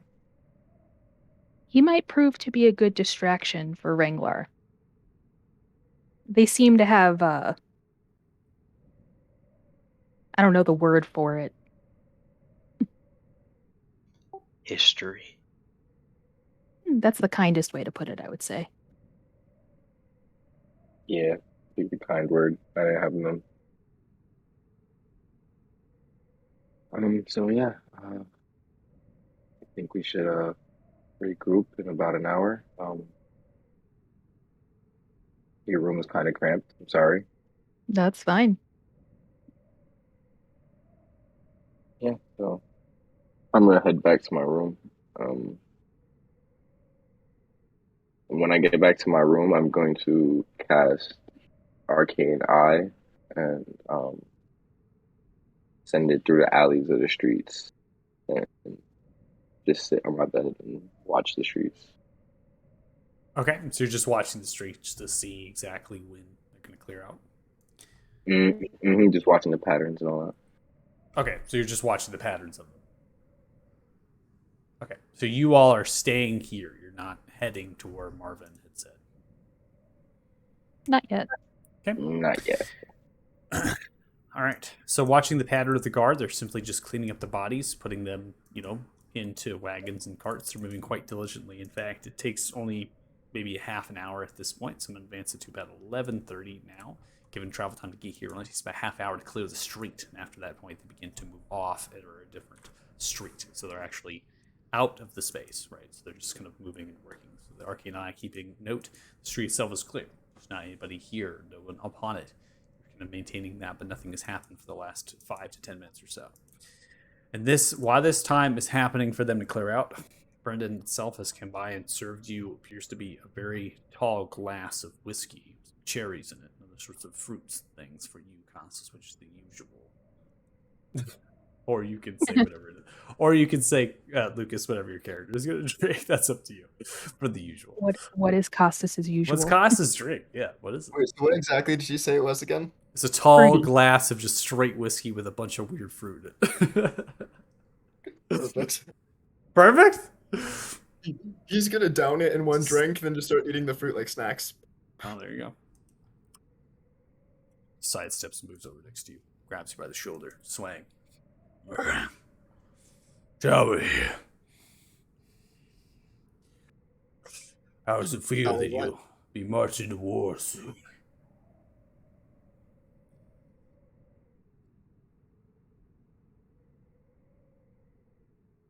Should be amazing to fight and spill blood on the battlefield. I miss it sometimes.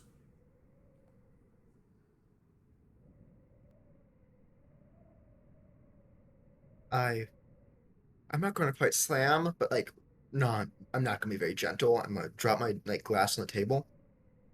If you miss it, then you can get on the first convoy to the front line. No, you fucking liar. I can't leave. I am a commander and trainer of this force and soldiers. It's my task, and in fact, it seems that the Lord might put me as steward. I feel it's coming. Someone has to take over anyways. And there's not anybody that the Lord holds in their favor on council. Perhaps Valria, but she has better things to do than to command and lead. My time has been served. Already wounded grievously. I'll never be what I once was. Grabs you to either side of your face. Big, giant, meaty, rigid hands. Stay alive now, you hear me? Live. And if you see a giant fucking red dragon, you better fucking run! Stands up, begins to walk off, teetering just a little bit. After chugging mead after mead after mead, stumbles out, you hear yelling, Patricia! Patricia! Fuck, they took my fucking horse! God damn. Begins to walk off. Headed for Fort Frostbeard. I see the commander leave. Yep. Okay. Cool.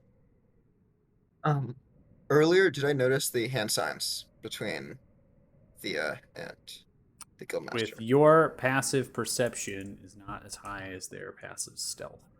Sleight of hand. So you would not. Then I would head outside, and I'm gonna head back for Morning Light Manor. I need to check on how everything's going there. Okay. After So you're leaving the tavern and heading west. So I hear you see that Costas is leaving the tavern and is not going to the Stormy Inn here. It's just heading. I was gonna say I was probably posted up in the front, like looking out. If I saw Costas trying to leave, I would have gotten him. Because Yeah, I said that's I a- wanted to keep an eye too. Okay, so what room are you going to be in then? Because I was gonna be in the main entryway, like making small talk. Okay. occasionally. Okay. Just like, I'm tired, but I went through so much and I just can't sleep. Okay. So you were like Sometimes coming it's in happened. and being Yeah. like, "Oh, I'm tired. I want to go to sleep," and now you're coming back out and whatnot. Yeah, like I Sure. pretended like I was trying to sleep for a little bit, and then I'm like, I'm just so Oh. amped. Okay, we're gonna go through that conversation then, because that's something that is straight forward. Okay. Well, I can almost imagine. I was made refugee from Jinrala. Undead attacked us. It was quite horrible. And, well, we survived thanks to some rangers. And they got us out of there. But this was something quite like that. And I could tell you, you will sleep eventually. The horrors and the nightmares will go away and everything will be fine. They will? I'm so happy to hear that. Oh, yes. And if it hadn't been for my magic, I imagine this inn would have been overran. We didn't nearly have as many patrons to bar the doors or anything. Oh Just me, yes, myself. I'm so happy that you were able to do all of that to save all those people. Just I like I'm didn't so happy save that I was anybody. surrounded. You helped. You did Barely. so much. Barely. You flatter me. Oh, I barely did anything. This is just because those brave men were trying to protect me. Those brave men. Yes. What does men have to do with it? Raises an eyebrow. Well, I'm delicate. Delicate. Well, I hardly think so, but believe I what like you to will. put on a brave face, but, Brave face. just trying to sleep and the screams. So sorry for you. I could have always But you swore did that so you much. seemed to be far more skilled and mentioned those weapons there, but that's all right. You need no one to protect you but yourself, you see? And I'm sure you're capable of a great number of things. And I the wish I nightmares will go had away. your confidence. Wow. I wish I had your confidence in me. It's all right. Get it sometime. Moves over, hops down, pats you on the leg because there are no. Mm-hmm. Here. Be all right. You Just like some sometimes. tea? No, I think maybe I'll go stretch my legs a little bit. All right. Well, you do what you need to do. I'll be here waiting. If you need a bath or food, imagine I'll be all Thank night you. at this rate. Oh, you're humbly welcome. And stay safe out there. Raises I an won't be eyebrow. going far, trust me. I went too far tonight. Raises an eyebrow. You can indicate with your insight that they are very suspicious. Uh-huh. I don't Say care. you went back to I sleep, still and you're don't. coming out, you're afraid, but then you're just going out into the street. I'm just like hanging out outside, just We're- pacing. We're ping-ponging. We're looks, ping-ponging here. if she looks, I'm literally just pacing outside. Also, sure. my friend didn't come back. I'm very worried. All right, so Cross, as you're leaving at this point. Yeah, I'm probably like kind of walking just generally toward west. Kind of rushed pace, it's not too fast. Okay. So, what are you doing there? Hey, you. Yes. You going somewhere? I mean, to check on my family. The city was swarmed with undead, so it's not normal to do. I mean, it seemed like the Noble District was pretty well secured. Yes, but my mom is also a paladin, so you know. So you're insistent on going home. You don't want to maybe help us. Oh, I mean, if you solve need help, this take mystery. priority. I mean, this is a very important issue, but you know, it seems like you guys are going to like sleep, get some rest. I don't think there's anything specific you need me for. How familiar are you with Intriguecraft? With what? Sneakiness. Oh, I suppose very to a very basic level, not Clearly. How about you come join me for a minute? sure. Yeah. And I'm gonna go back inside the inn. And as we're going in, I'm gonna be talking to him about how he was excellent at the defense in the crypt. He did such a great job that new sword of his is amazing in his hands. He looks very. Ow. Costas looks very happy. See, Estrella looks towards the book and opens it up. See a few pages. Oh, I imagine his sword was quite fierce. I wink at her. It really was. As I lead him to my room.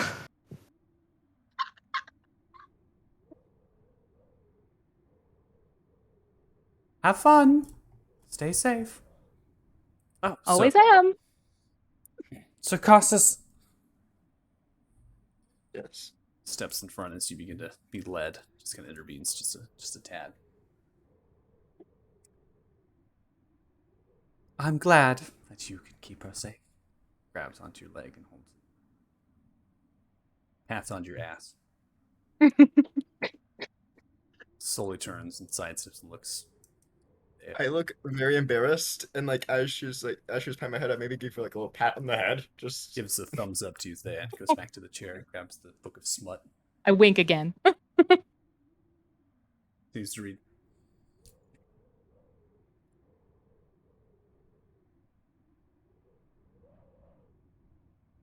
That's a bathroom, bro. Oh my god! Bathroom. Yeah. Follow me. I went all the way down the end of the hallway, looked over my shoulder at you. I'm in the room. she seems like a perfectly pleasant woman. Mm. So, what do you want to talk about? Oh, Reg, by the way, streets are clear.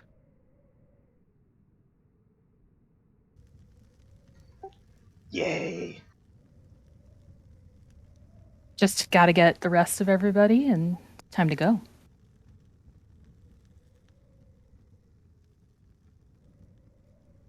We have a meeting to get to.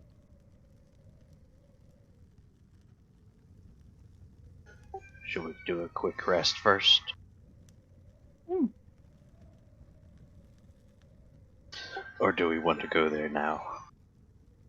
Well, you've been in here for what, how long, an hour?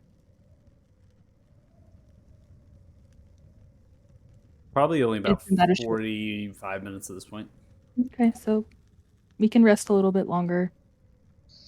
Yeah, well, they were out doing all that. Reg would take a short rest. Okay, go ahead. And in addition, if you all want to take a short rest with Ala, you with Arcane Eye, concentrating that, we get to the realm, is that short rest worthy? Probably not for you because you are concentrating on that spell, but for Thea, since you're just kind of staying there keeping watch and you're not doing anything too active, I think you three most likely can get a short rest in if you like. If that was the case, then I don't think I would have used Arcane Eye 'cause I was trying to use the Arcane Recovery feature. Oh, So I was okay, just so using you're Arcane trying Eye to for a little bit to watch into the street Okay. while. just to when it's clear. Yeah. Okay, that's fine. We can do that. And then you can take a short rest too. All right, cool. Yeah. So if you're concentrating on a spell, right, or you're actively engaging in some sort of skill, then it comes into the realm of you cannot short rest because you're doing something, right? So Okay, I with- thought it was like a ritual thing. Like you can't do rituals during short rest. No. More like- So concentration is an active thing that your character is doing for a spell, right? So if you're concentrating on something and doing it, then you're actively doing that. A really good example is the Tiny Hut. The Tiny Hut is not a concentrated spell, and the reason why is because you need to rest in it. Mm. See what I'm saying? Okay. So even though it lasts for 8 hours, and you imagine that's got to be something you're going to concentrate on, if you did that, you wouldn't be able to rest while you had it up. So Gotcha. that's part of the idea behind concentration is that it's that active, attentive focus to it that you're doing. You can't take time to rest your body because you're doing that with the spell. With Thea, it was a bit half and half, right? You're keeping eyes maybe outside the window, but you weren't actually doing anything actively with your skills. Like you're just kind of passively checking things around and just letting things go. And then of course, Regmore, you're chilling out, and then Costas, you were just drinking, right? Which is it's just equivalent to a short rest. So all four of you can get short rest at this point. And Othala, you in your room, you would have seen the soldiers and stuff disperse, but you most likely did not see Costas leave or even the commander leave. right? So you have no Okay. idea where they're at. You might probably head towards Thea's room at this point, just to be like, you know, what's going on? kind of Yeah. See what's the situation type of thing. Yeah. Yeah. Definitely.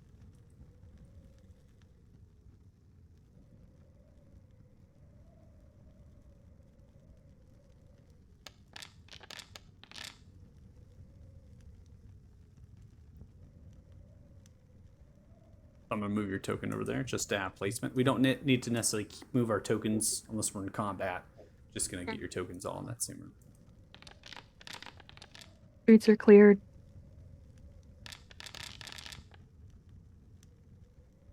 Okay. Do you mind to tell me exactly what is going on? Marvin has some information for us. Is it the kind of information someone that could have a zone of truth cast on them at any point should know?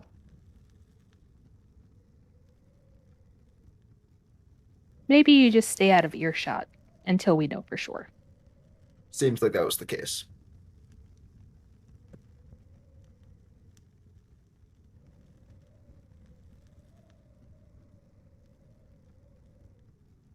So whenever we're ready to head out. Okay. So, getting your short rest together, you begin to head out. Obviously, Strella is extremely confused, but just gives you a wink. And We can go out the back door of my. Yeah, I don't think you we could go out should. the window. Yeah. Wow, scandalous. Okay, you go out the back window. Oh, okay. Then you begin to head in the direction for the High Squire. Now, the High Squire is going to be on the Noble District. It's going to be in the center. You've actually passed by it twice, going back and forth, both noting the times. The windows of the High Squire are like glazed over, like privacy glass, and they're kind of kept that way, so you can't really see inside of them unless you're like right up at the window. And that's part of it. The High Squire is noted for those who are nobles. This is a place of business. Get a drink, get some really exquisite food, and conduct things that would a noble would conduct. In fact, you actually can only go in there if you are a noble or you have sworn fealty to the Lord in some way, right? Either through what you all did, kind of say, we'll do this job, and you can take part in the rooms, you can take part in the service there and things. But beyond that, you can't. So both times, you did not see anything, right? There's a stables that's right next door, and the horses were okay. There wasn't any sort of weird stagecoaches or wagons that were strange to you or foreign.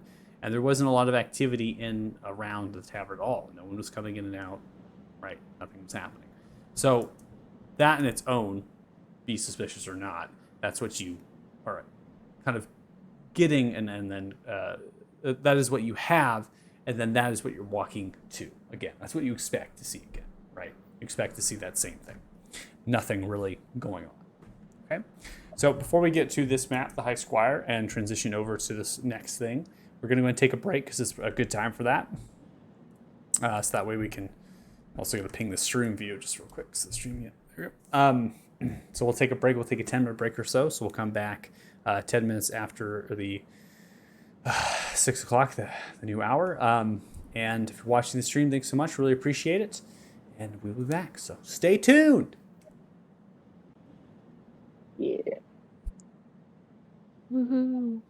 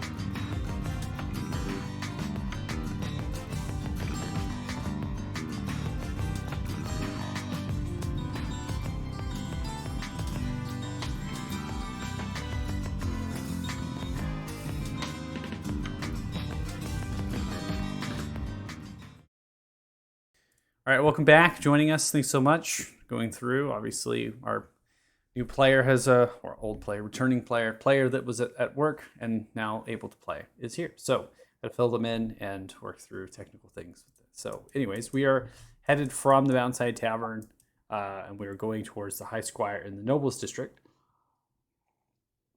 And we're ping-ponging. We're going back and forth, but you passed again.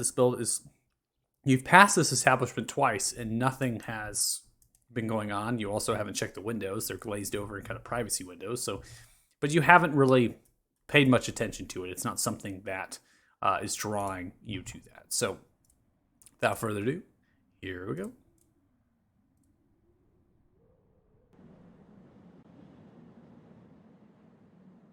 Walking on the sidewalk of the street, you begin to walk towards the High Squire.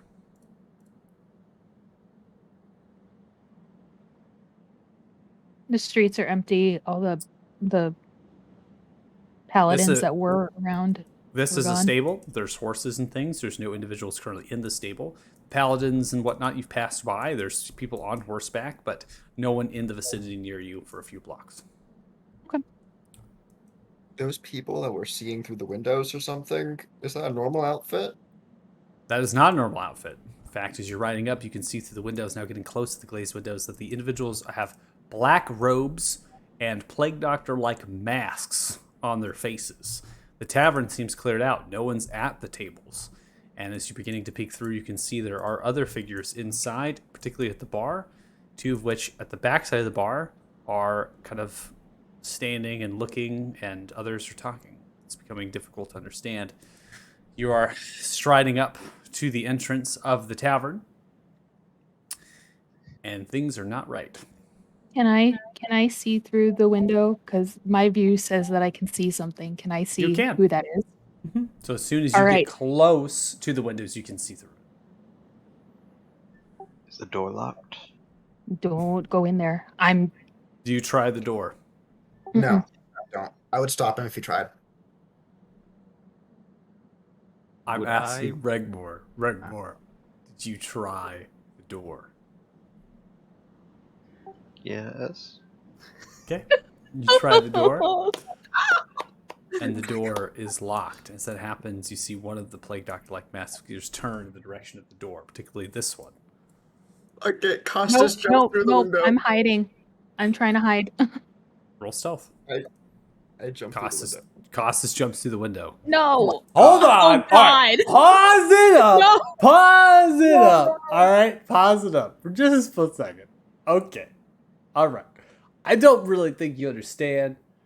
Costas jumps through the window. I don't know if what you're going there. Lucas, time it out. That's not happening. Okay. You don't need to jump through a fucking window right now. Into whatever the hell is happening in here. Okay. You just have tried the door, and the individual has turned and looked. Maybe it's quiet in there, so they heard the door jangle. Maybe there's an alarm spell. You don't know. Just know that someone has looked in the direction of the door and now has turned at the window to potentially look out the window at all of you. So what I need for you to do at this point is either to dive into the fucking bushes in stealth and try to hide away from where he's looking, or stand there and go, but we're not jumping through windows, because you would never do that anyways. Why would you destroy property? That makes no sense. You're 26. right, Dr. Now, someone knows if your Black Hand is here. I'm assuming Black Hand cultists. So you, No. throw caution to the wind. Diving in. I can take him. He's no a worries. holy warrior. He wants to pull off a daring do to the rescue. It actually kind of tracks if you think about it. I'm just giving. I'm just throwing it out. I'm just throwing it out. We can. There's a better path here, but you can do what you're gonna do. I'm just gonna pause it. Okay, so Thea, you're taking a stealth, which is what I was trying imagine to you would alert do. everybody. Yeah, I was trying to alert everybody. Like, get out of the way. I see shit. I'm gonna pause it. So you're gonna take a 27 stealth. I need you to actually navigate out of perspective of the windows. So you need to dive either to the right into the alleyway, try to get out of the perception, because this individual is now walking up to the window to look through it. Yeah, yank Othala back. I need stealths from whoever's trying to be stealthy, Okay. aka not be seen. Costas, what are you gonna do, man? I'm gonna follow you Oh. up. No, Oh. no, no, no, no, no, no. All right, I'm gonna roll stealth, but if I Costas see rolled Costas stealth. charging in, okay. Regmore hasn't Didn't rolled see stealth yet. Regmore doesn't stealth. Okay. Uh-oh. Regmore doesn't stealth. That's all I need to hear. Oh no. Huh. Can I ready action? As this individual walks and moves, you hear a voice coming in from inside. You hear a very familiar voice. Even through the walls are very well insulated, so it's difficult to hear. Dirty Joe, you're able to sidestep and get out of the way. Costas, you can get out of the way if you want from the windows, if you were going to dive into the bushes or go to the alleyway. This, through the wall, it's heavy and it's dense. You could hear the individual in the plague doctor like the mask with comment speak out. Damodar, we have company. And as that whisper comes through, Regmore, this entrancing of purple and pink cackling lightning erupt around you in a tear through space-time, and you are teleported inside. As you emerge inside, Regmore is no longer there. Costas, you're ducked into the bushes. You just see Regmore literally disappear. You're now brought in. This silver and white-haired human with golden draconic eyes and a beautiful red archmage robe with twin golden black dragons on either side of the tunic, changing a little bit, potentially of different robes, right? Different colorations, but still the same, right? Is next to Jill, the server and the owner of the establishment, cowering in fear, like duck-like masked individuals. Cooks no longer to be seen, patrons no longer to be seen. And Damodar turns and looks at you, Regmore. Just moves the hand a little bit as the lightning retracts around the stares to your face. Wow. Interesting. And your name is? Regmore Silverkin. Regmore Silverkin. And tell me, Silverkin, why have you come here? Points over to Jill. Looking for her. Oh. You're looking for her. Jill, was there a reason why this individual would be looking for you? Why this chosen one would be looking for you? Jill looks softly and turns. See little tears in the eyes. No, I don't know. I don't know that. That a small handkerchief, silk and golden, hands it over to Jill. Wipe your face, dear. It's disgusting. Silverkin, are we going to have a problem here?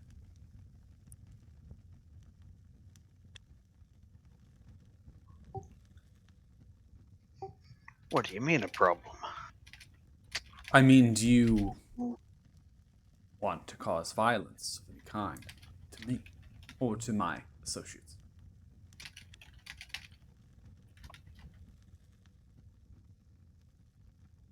I don't want to. If you want to sit down, we can have a nice meal. Sit down and have a nice meal. I don't think so, but perhaps I can get you a drink. Sir Delram Lone, if you man, get some wine. Wine, is it, Silverkin? Is that what you drink? Or perhaps something else? Wine is fine. Pours into a golden goblet. Damodar takes it, walks over, and hands it to you. Come sit. Motions to a table. Grabs a goblet of their own, begins to sip. Okay. As that's happening, I'm gonna go ahead and pause. So you all are rounding around into this back alleyway. That is a well. It's a ginormous well, so it's massive, right? It's pretty large. There's a tree back here, right, planted. It's beautiful. It's open. It's kind of a courtyard back here, and you can imagine if they're pulling wagons or other stagecoaches into the stable, there's a back area to stow them, which the livestock do not go. There is a double door here in front of you. This is locked as you try the handle very quietly, kind of moving there. So you're going to try to unlock this door. I need you to make a Thieves' Tools check, please. Is it possible for me to talk to Athala, or are we trying to be like as quiet as possible? Like I can't talk to him. If you're going to whisper to someone, you can. I mean, I mentioned you're on the lookout right now to see if there's any figures back here. You don't see any passively, right? Seems that there's no windows also on this side. So it's up to you.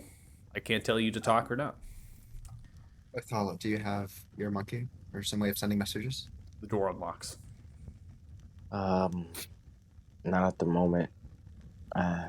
Still a little weak. I don't have that much. I can possibly, if I can see Reg, I can probably get him out of there.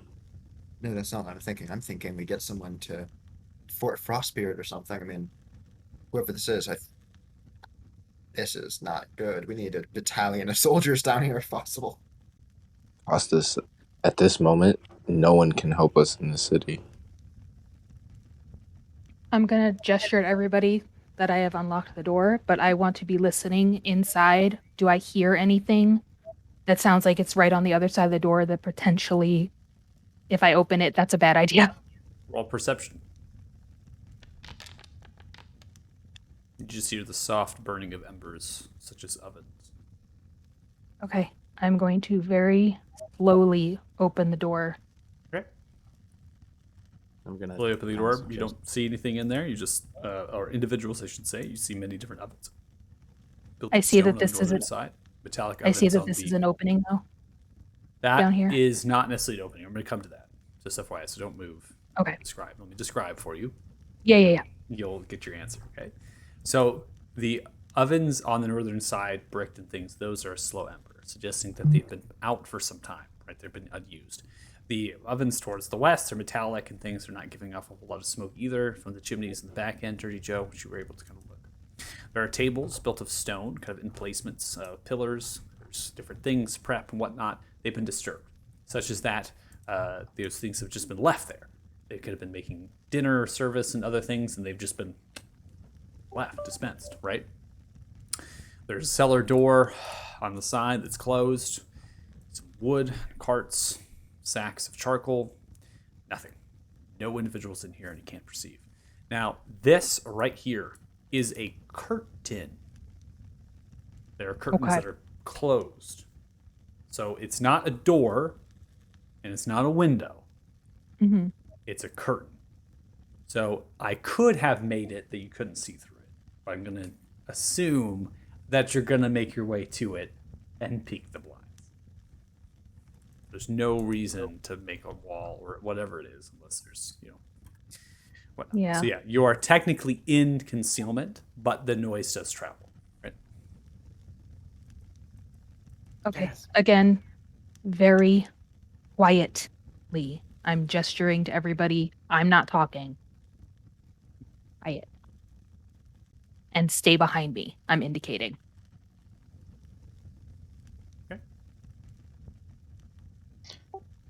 So, what brings you over here, Damodar? You see, I am after something in particular.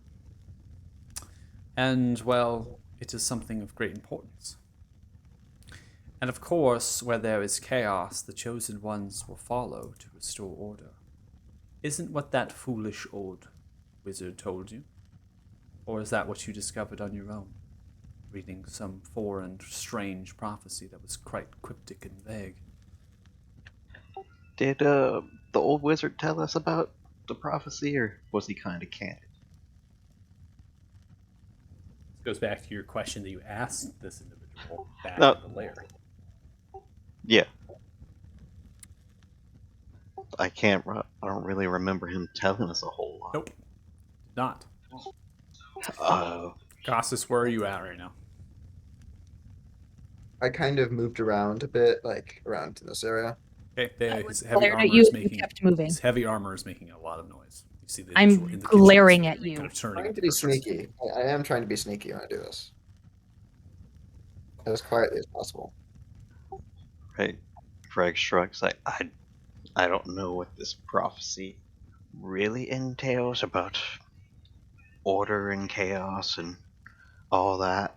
No one's really explained it. We're just kind of happened here.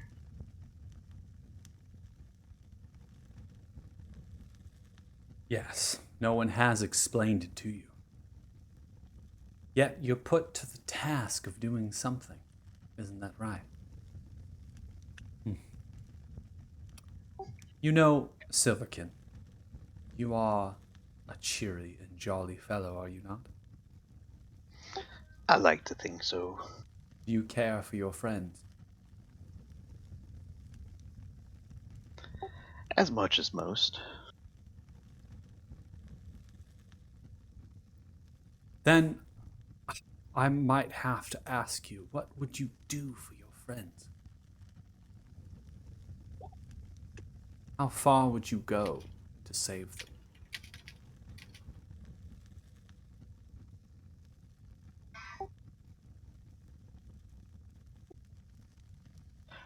Yeah, it depends, I guess.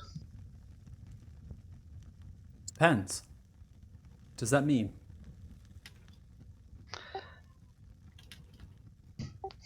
Well, it depends on, which friend it is. So you pick favorites then? Don't we all?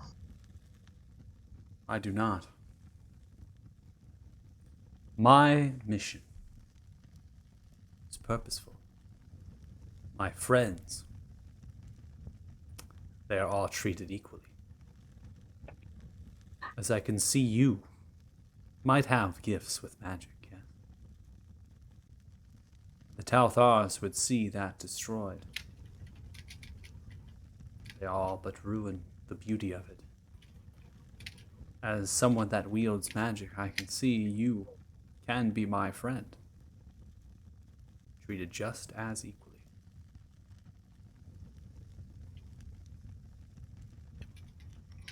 I don't see why we would have to be, adversaries. Goss, make a sleight hand check as you partially unsheath your sword. I can inch. Okay, fine. You're loud. Ink. How is everything I do loud? Because You're- it's a you're in giant fucking sword. And Yep. it whistles. It literally makes a whistling sound. I describe this sword every time it's drawn, every time it's swing. It literally makes this crazy whistling noise.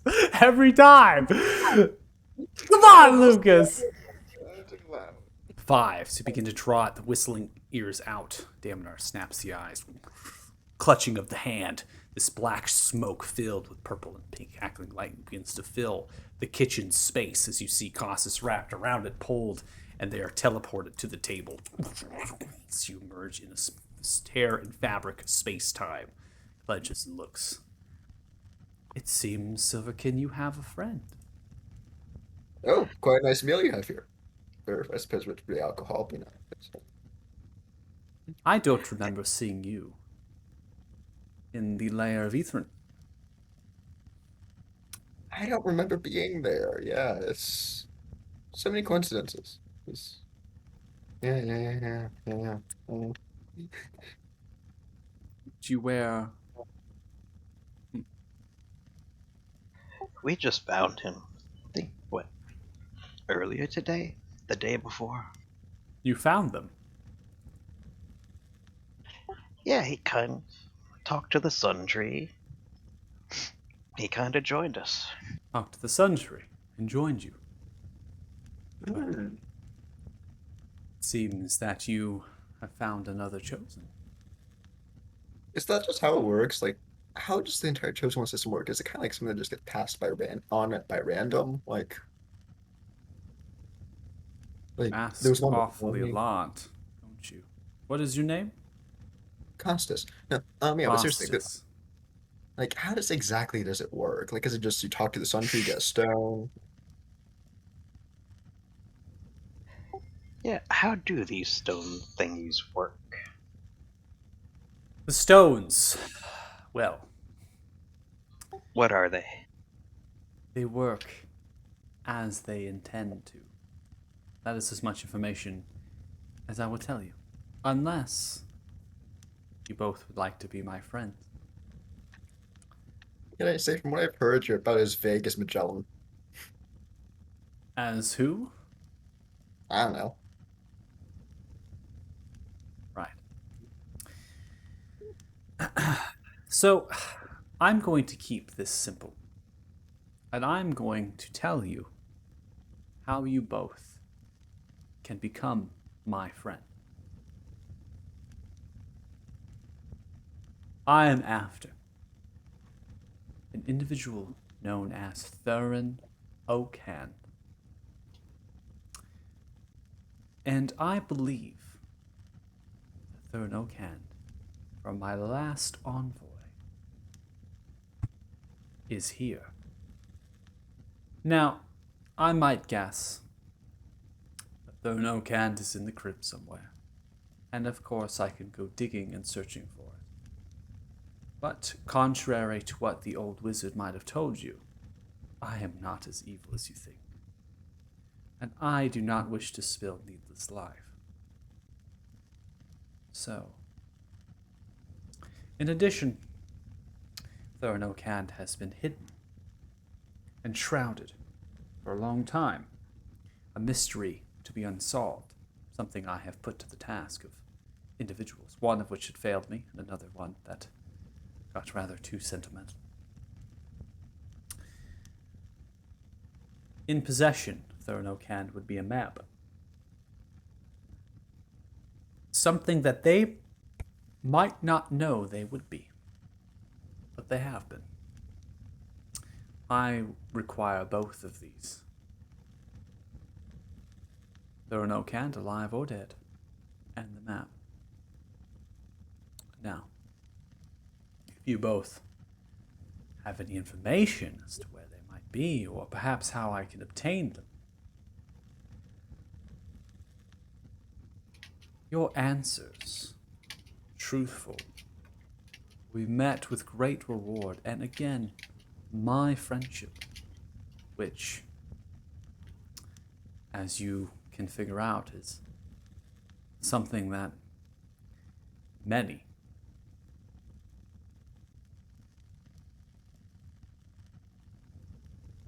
enjoy.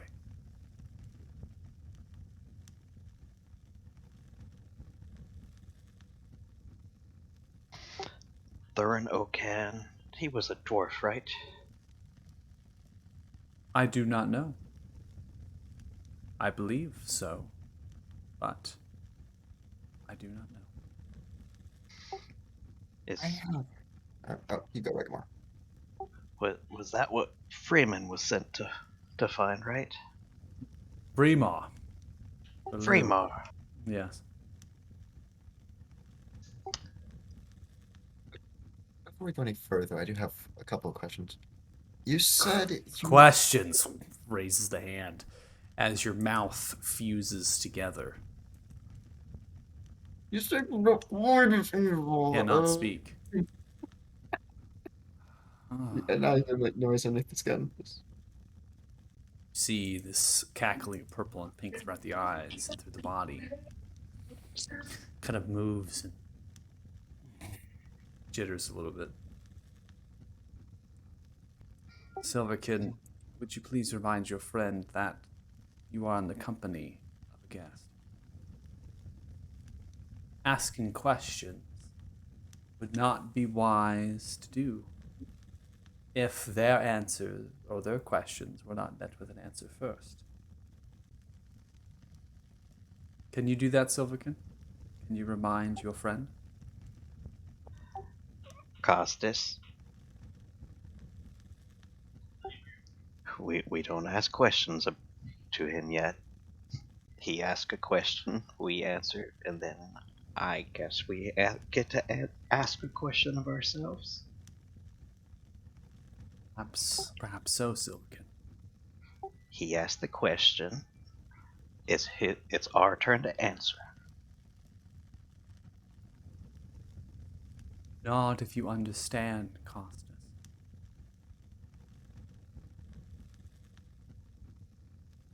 Let's let the hand releases as your mouth forms again.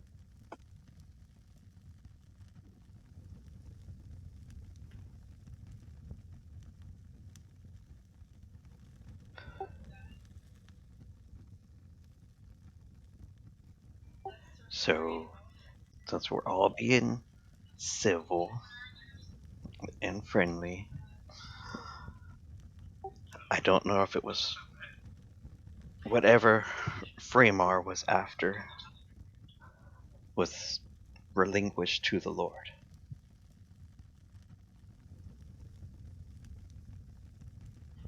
Something about a piece of paper. I don't know if it's a map, what it was. See. And this has been relinquished to Lord Thalon for Lord. Yes. Interesting. And do you know where they would be stored? No, he took them from us and sent us on our way. Where would a idiot brute like that store something? Yes. I think I would know. Thank you, Silverkin. You have been very helpful. Looks towards Jill. Jill?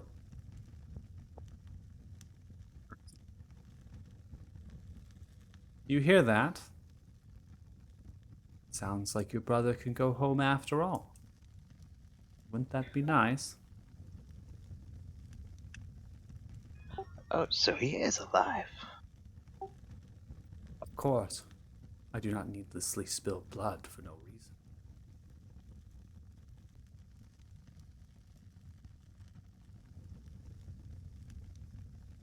If what you say is true, and I make effort to retrieve, and if it's in the place I believe it to be, then the brother will be released. And I do want to wonder how you knew. Knew what? Well, that the brother is held captive.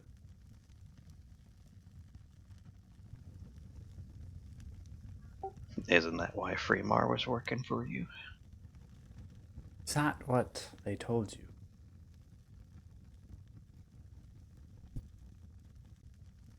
Those brothers, those Baloos.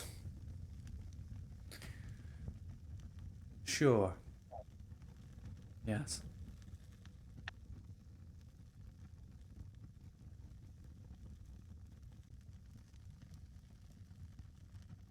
One of the servers next to the owner, Sir Dillard Malone, takes the opportunity scuttling underneath the fireplace, goes on all fours, and then gets up to run towards the kitchen. Upon doing that, one of the mages fires off a disintegration ray. As that connects through, it disintegrates them. They cease to exist.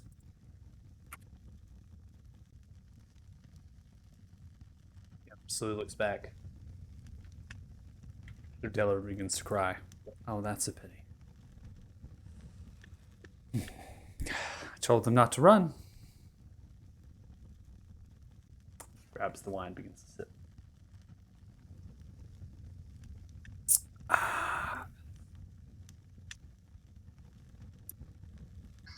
This is nice that we get to talk like this. So much It is. less, better accommodations than the dragon. I suppose so. Now would be the time to ask your questions, if it is indeed what you wish. One question, each of you. And I know, Costas, you want to ask more, but you won't.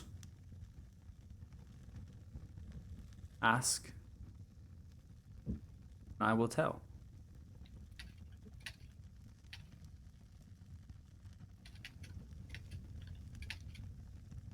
What is the object you are looking for? The object I'm looking for is such a vague question. I was Fine. looking for my comb just the other day. What is the object you are looking for in regards to this map? What does it lead to? Why do you want it? That kind of thing. I see. Why do I want them? That's what you wish to know. And what they are. Why do I want them and what they are? If I can group those together, that'd be great. But I if not, why want those? them because they hold the secret to gaining access to something that I do not want someone to gain access to.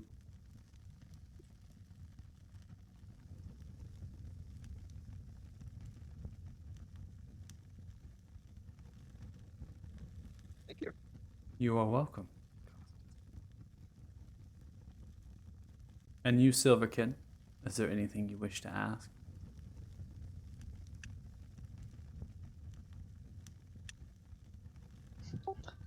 Hmm.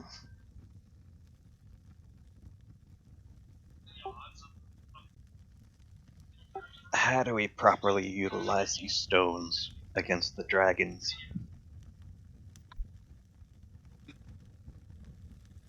Ah. Well, my answer to that, Silverkin, is they are not stone. And you use them as what you've been doing, if that is what you intend to do. But my friends will know that it is good. Follow. Stands up. Pulls into the pocket, sliding underneath, pulling out 2 gold coins into the fingers. Sets them down, slide them across the table. Then, with Mage Hand, moves them to both of you. If you need me, you will kiss these. I will know where you are.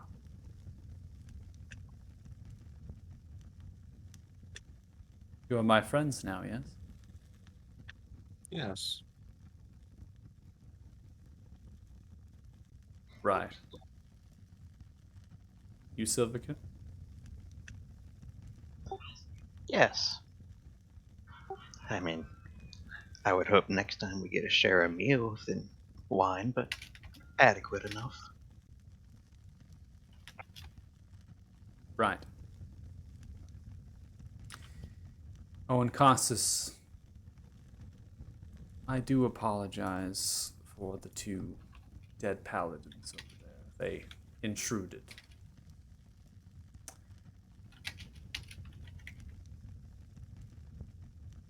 Costas clenches his fist a bit, and then he. We Makes up. best be on our way. We have things to do.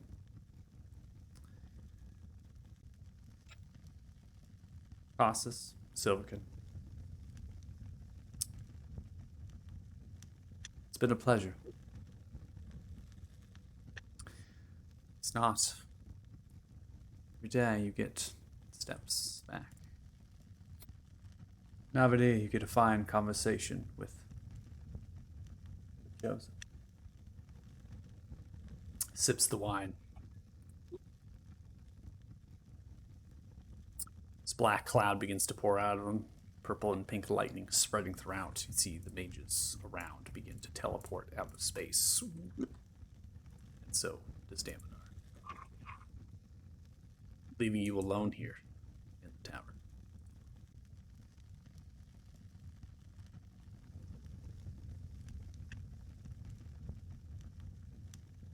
Did they leave Sir Delram? So he's not one of Right. them? Yeah. Yeah, Sarah. once I see that everybody's teleported out, I'm gonna go into the main room. He runs over to the pile of ash. No, no, no. Begins to filter through.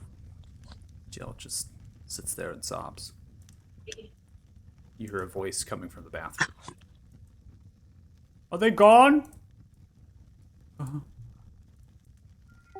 Yes. Patrons of the tavern were stashed inside the bathroom. They look around. They head for the kitchen to get out. They begin to run out. Come on. Come.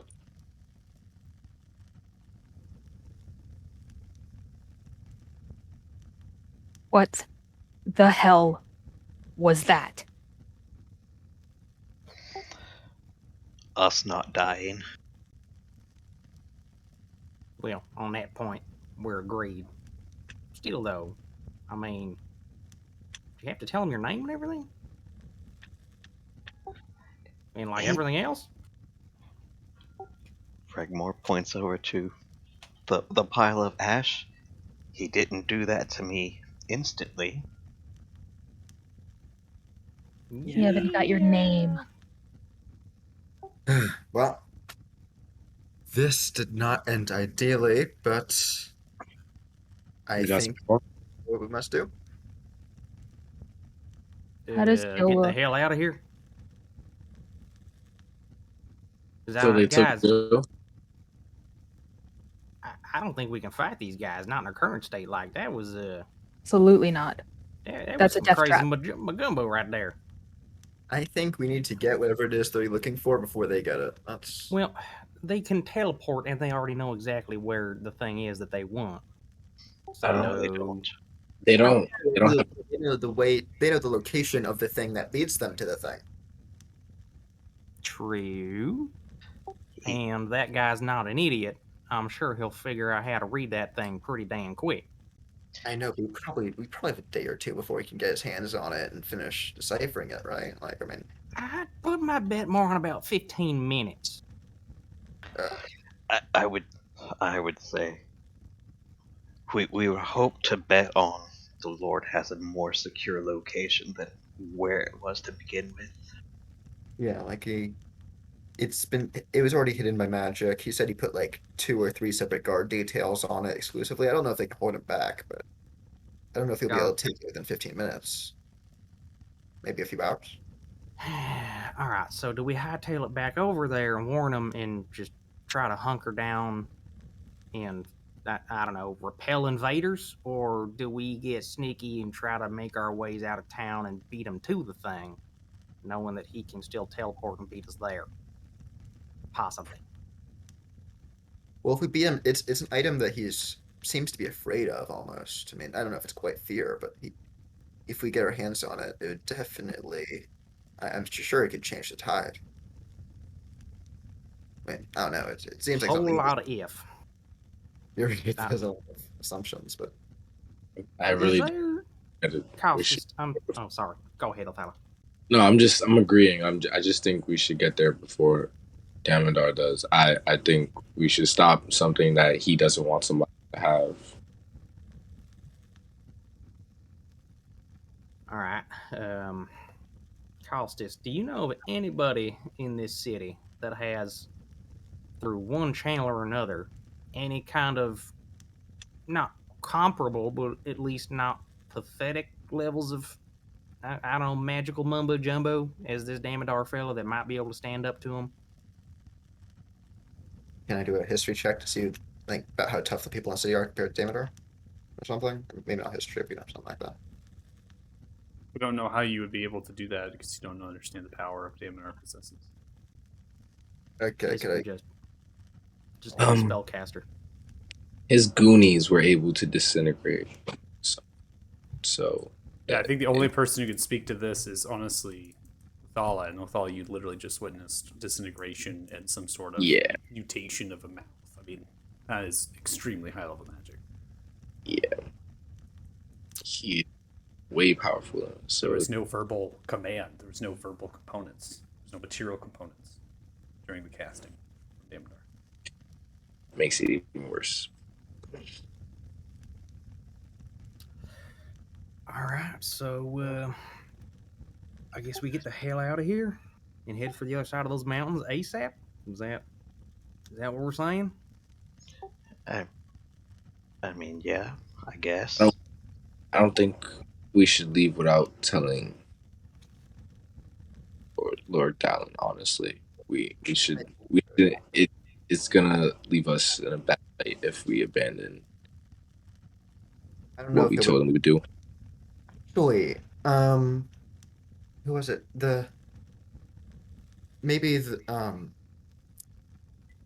the old king is still around. You know, the king who's raised by Palo. He was blocked by the necromantic magic before that, but would he have enough range, like, to cruise through the whole city? I don't know anything about this kind of mumbo jumbo. I mean, we saw him Guards earlier. Below in the distance. I'm sorry, say that again? You hear a guard's whistle blow. Okay, we need to get to... Picking up my coin and running out. Okay. While they were having this conversation, I wanted to be talking to Jill. Okay, so Regmar, you're picking up your coin, walking out, so you have to step over the bodies and unlock the door to get out if you're intended to do that. Thea, during this conversation, Jill's just sobbing there. I'm going to put my hand on her back so I can feel her heart beating. And my other hand, I'm going to like hold her hand, but kind of her wrist area so I can feel her pulse.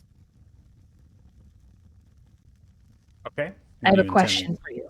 Okay. Were you helping because you wanted to or because you have to? Wasn't helping with anything. I only knew a very small part of what my father was doing. It was the late nights and the lack of answering questions. I simply was told that I must come here or my father would die. So I came. And Kristoff, because you had to or you wanted to? What does Kristoff have to do with it? I saw you in the tavern. I saw you sneak out. I saw you sneak back in. Not very well. Oh, Kristoff and I found love.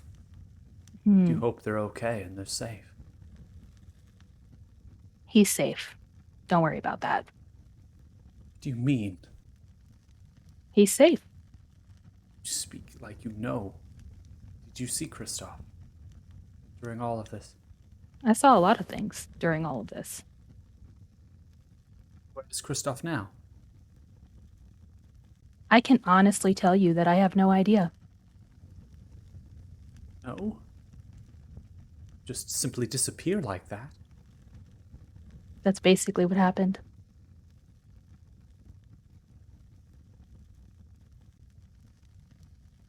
Now, another question. Do you want to be punished with your father? Or do you want a chance? Punished with my father? I don't know what you mean. Answer the question. Punishment or a chance? I don't know what you intend to do. I don't intend to do anything Then until why? you answer my question. I only wish to live my life. All right. As everybody's now scurrying out, I want to be pulling the lantern out of my bag that Marvin gave me. Okay. And pulling Jill along with me. And I'd like to signal with the lantern. He said 3 times out a window, right?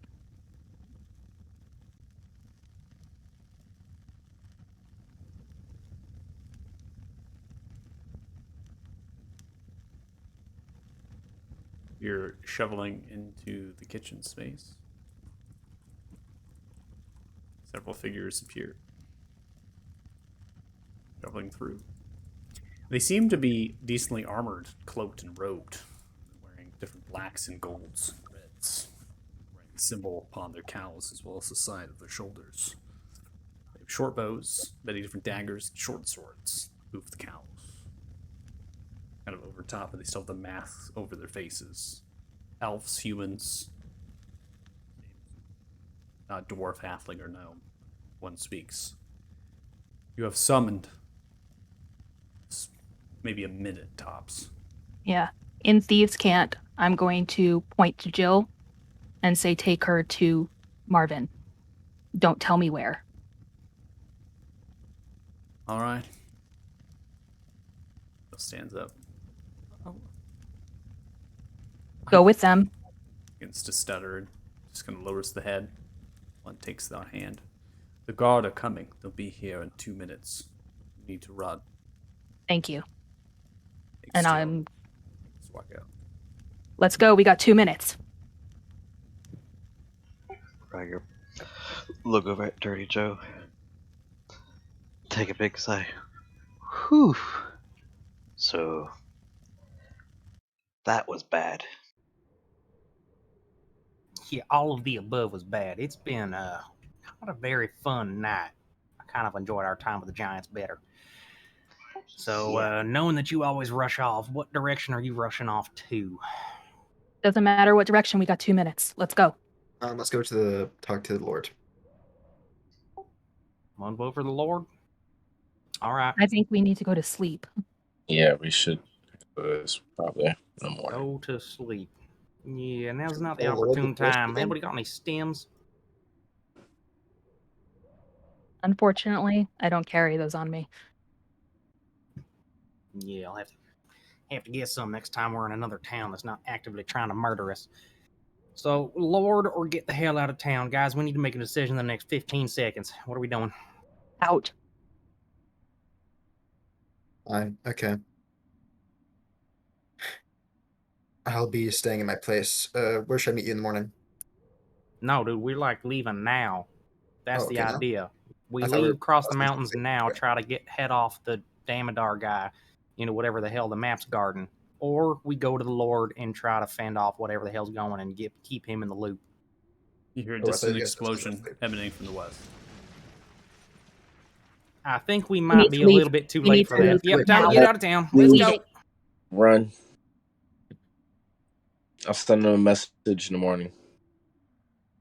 You coming with, Costas? There might not be a home for you. Wait, oh Lord, we're going. Whistle for your horse or something. Let's go. We can go to my manor. My manor has horses. We can probably borrow take some. It's not a bad idea. I can explain to my mom later. It's a big thing. We'll just take all of them, but or at least enough for. I can look like your mom, and then command them to get us all horses. You're heading to House Morning Light? Is that what I heard? I think we're going there just to grab horses, like in and out quickly, like 2 minutes. Just go grab horses.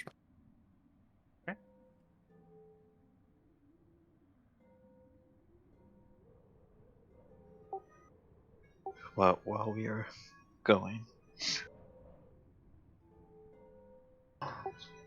So, Damodar, he seemed rather willing to talk than fight us.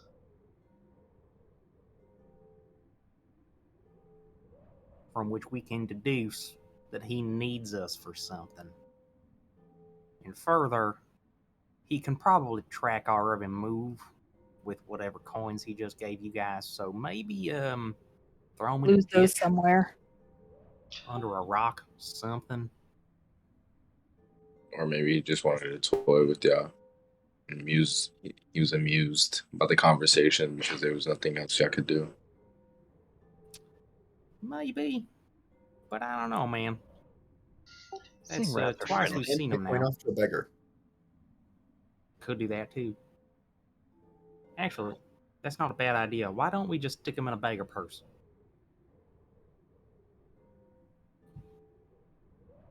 That way they'll keep I'm- on moving. It will look I less. don't have more him on me, natural. so I can't.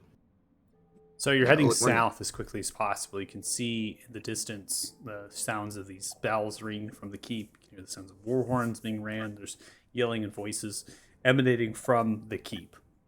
You can't see because of the walls, but the staggered position of the keep is slightly higher, and you begin to see the rising of smoke. Essentially dust and debris reaching even in the darkness of night. It's created a large, elaborate shadow that's kind of emerging with the moonlight casting down the soft conditions of a light overcast. You begin to press forward to House Morning Light. Gates themselves smashed, destroyed. The gates are broken and moved. You notice there's numerous amounts of the undead creatures scattered around the gate.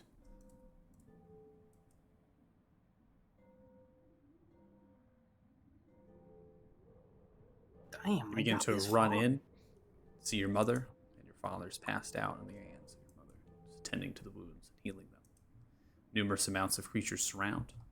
House Morning Light is on the south side of the Noble District, which actually is not very far from the cemetery. Your stablemaster Stan is dead. Your horse, surrounded by numerous amounts of enemies, has crushed and killed them. The rest of the horses have cowered in fear.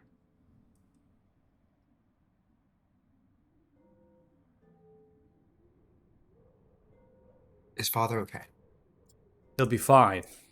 He uses lay on hands and recovers the hit points. Kind of wakes from the consciousness. He'll be weak. He was outside. The attack happened. That's terrible. I would love to discuss what happened more, but we are in a bit of a state of emergency, if you can't tell. I'm just going to point towards the keep. I can hear the keep bells ringing. That only means one thing. The keep is under attack, and that the Lord will surely need help. Costas, you must rise and come with me. We need to give them aid. We know where the assailants are going to go next. We're going to try and head them off and get No, them for them. Costas. You must aid your Lord. Where are you going, Costas? You get your ass over here right now. Don't you dare get on your horse. There's a very long explanation for this, but this is better than anything I could do over at the keep. There is no explanation. You owe your service to the Lord and to me. Where are you going? Costas, get over here. I do owe my service to the Lord, and right now I am just removing a weapon from the hands of his enemies. So Reaches and grabs the reins of your horse.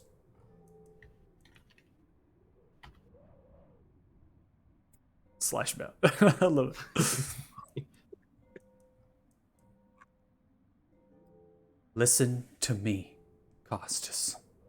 Grabs you by the hand on your cheek. I have loved you since the moment you were born.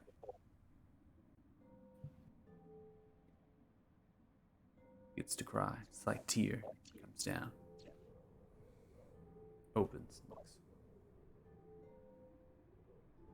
You safe. Let's go of the reins and walks back to your father. I'm going to whisper under my breath, "Thank you." Then I'm at Priscilla.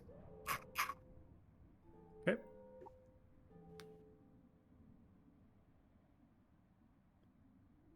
Mounting Priscilla. The rest of you get on horses, right where there's no horse for you, but you can ride someone else. 3 horses. I'm light. He can ride with me. Begin to ride.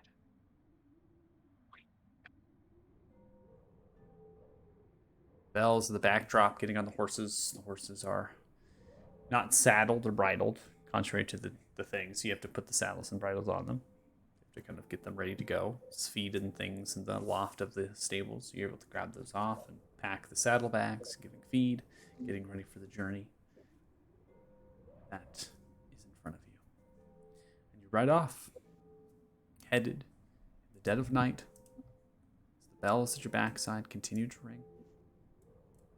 Smoke continue to drift, and you begin to ride out of the city. But the entrance to the city is shut as you find your way all the way to here. Wooden door, the gate is barred, the portcullis is shut. Guards look in the direction of the smoke, talking amongst themselves on the wall. Many individuals have stationed here. There's easily 5 to 6 dozen soldiers getting into formation, more so on the walls. This is protocol.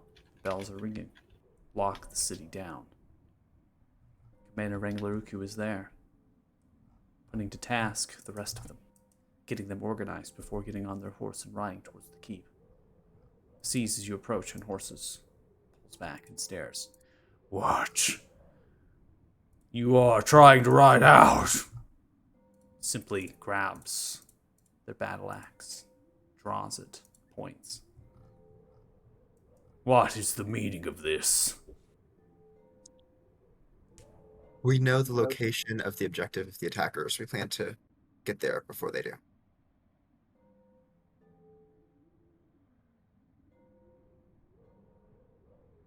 Rides up. Looks at you, Costas. Looks at the rest of you. From the moment you arrived here, you have brought nothing but trouble and tragedy to the city. What was mere missing people has turned into the rising of dead and an attack on the keep. That would have happened without them. They just... That is what you believe. The eyes of Throck, fate is not easily subdued. Clear the path. Open the gates. Let them go. Let whatever trouble follows them leave. I make way for the keep. No one goes in or out. Rides off. Gates open. The guards move in formation. Many of them looking at you, Costas. Questioning you. Wondering why you would put yourselves with these individuals. As you ride off on your horse. Regmore, you're speaking. Said Regmore will yell back to Commander that it's Damodar he's attacking. Does not answer, does not stop, continues to ride. Pass through the gates. Some of the soldiers spit on the ground. In your direction, Costas. You ride outside of the city.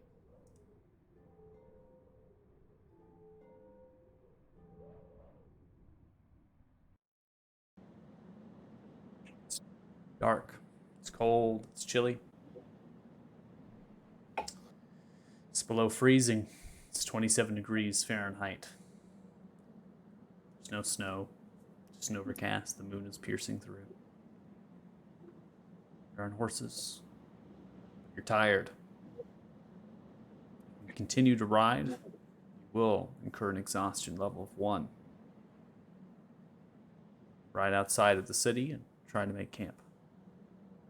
To all of you. Well, guys, do we keep on pushing on through the night and just try to get there as soon as possible? Or do we actually get some well-deserved rest? I vote we try to be at full capacity. Yeah, I vote rest. This is a dangerous situation. Exhaustion would Triple max. us. We could ride out Good. for a couple hours or an hour or so and then camp. Well, every second might count, but Should we have I don't gone know. back It's to true we don't know We're no what we're good. facing.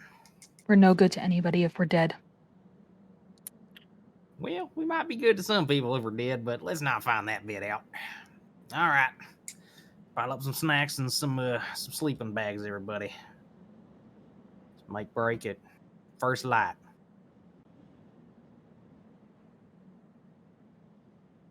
Yeah. You're finding a place to camp out? Mm. Okay. Not much cover, not much trees. It's a flat pass, but you're able to kind of maybe find a couple lower alpine trees to get some cover on, get the horses wrapped up, get them watered and fed. Kind of bed down a little bit and you yourselves maybe unroll bedrolls, sleeping in the snow, maybe trying to figure out a place to create from the trees, maybe a hammock of sorts, wrapping yourselves up. It's going to be a harsh, difficult night, but rest will come to you.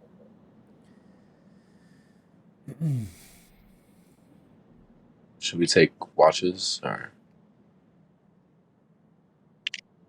I think we should try to get as much rest as possible as quickly as possible. So if someone here can take less rest than others and still be fully capable, then maybe they can take watch, but otherwise we should do as minimal rest as possible. Full 8 hours, not like 10 or something, so that way we can have someone take watch.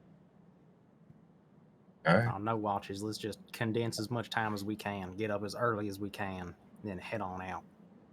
All right.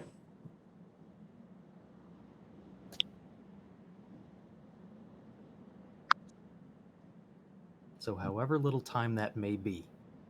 Okay. But you first light, it's 1 in the morning, so roughly 8, given the long rest and getting yourselves ready to go. Call it there. You're able to get your long rest in. Light begins to rise, the softly falling snow. Temperature just below freezing at this stage, and you're able to get your long rest and recover. Smoke still billowing from the backdrop of the city just behind you, towards your west. Moving on the road to the south, following it. It's not much of a road, just a path that's in the snow, but signage and other things help, and it's well traveled.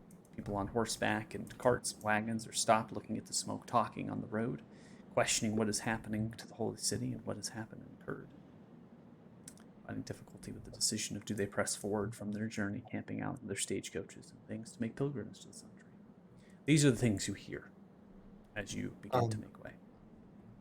I will put on some kind of cloak or something to hide my armor. I don't want to look like a paladin. If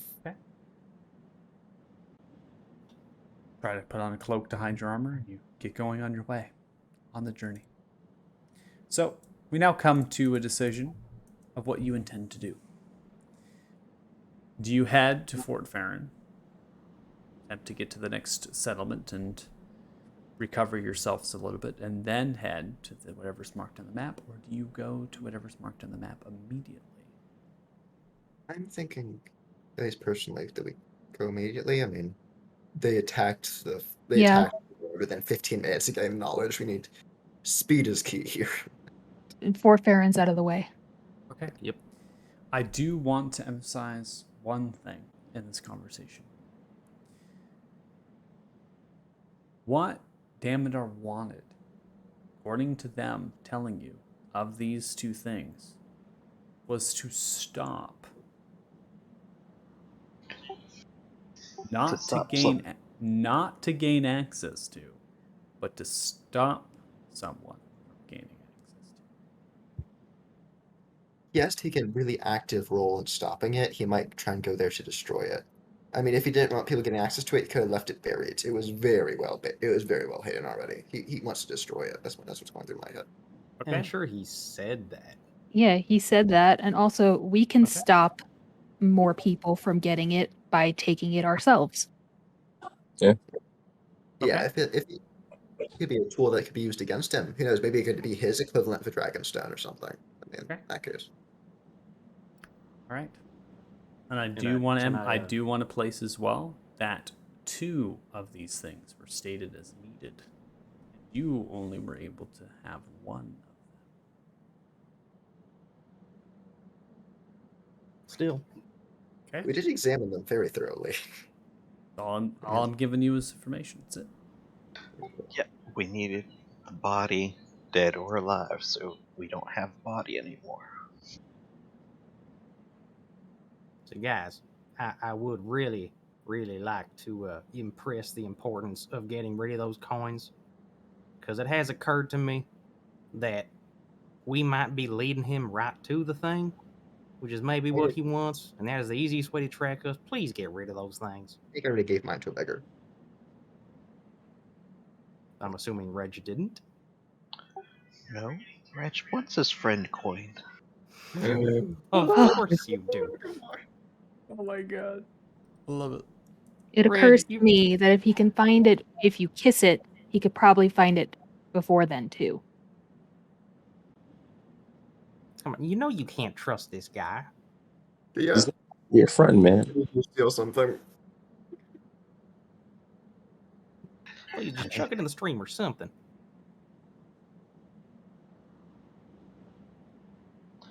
Ragmore will throw a gold coin, not the gold coin, away.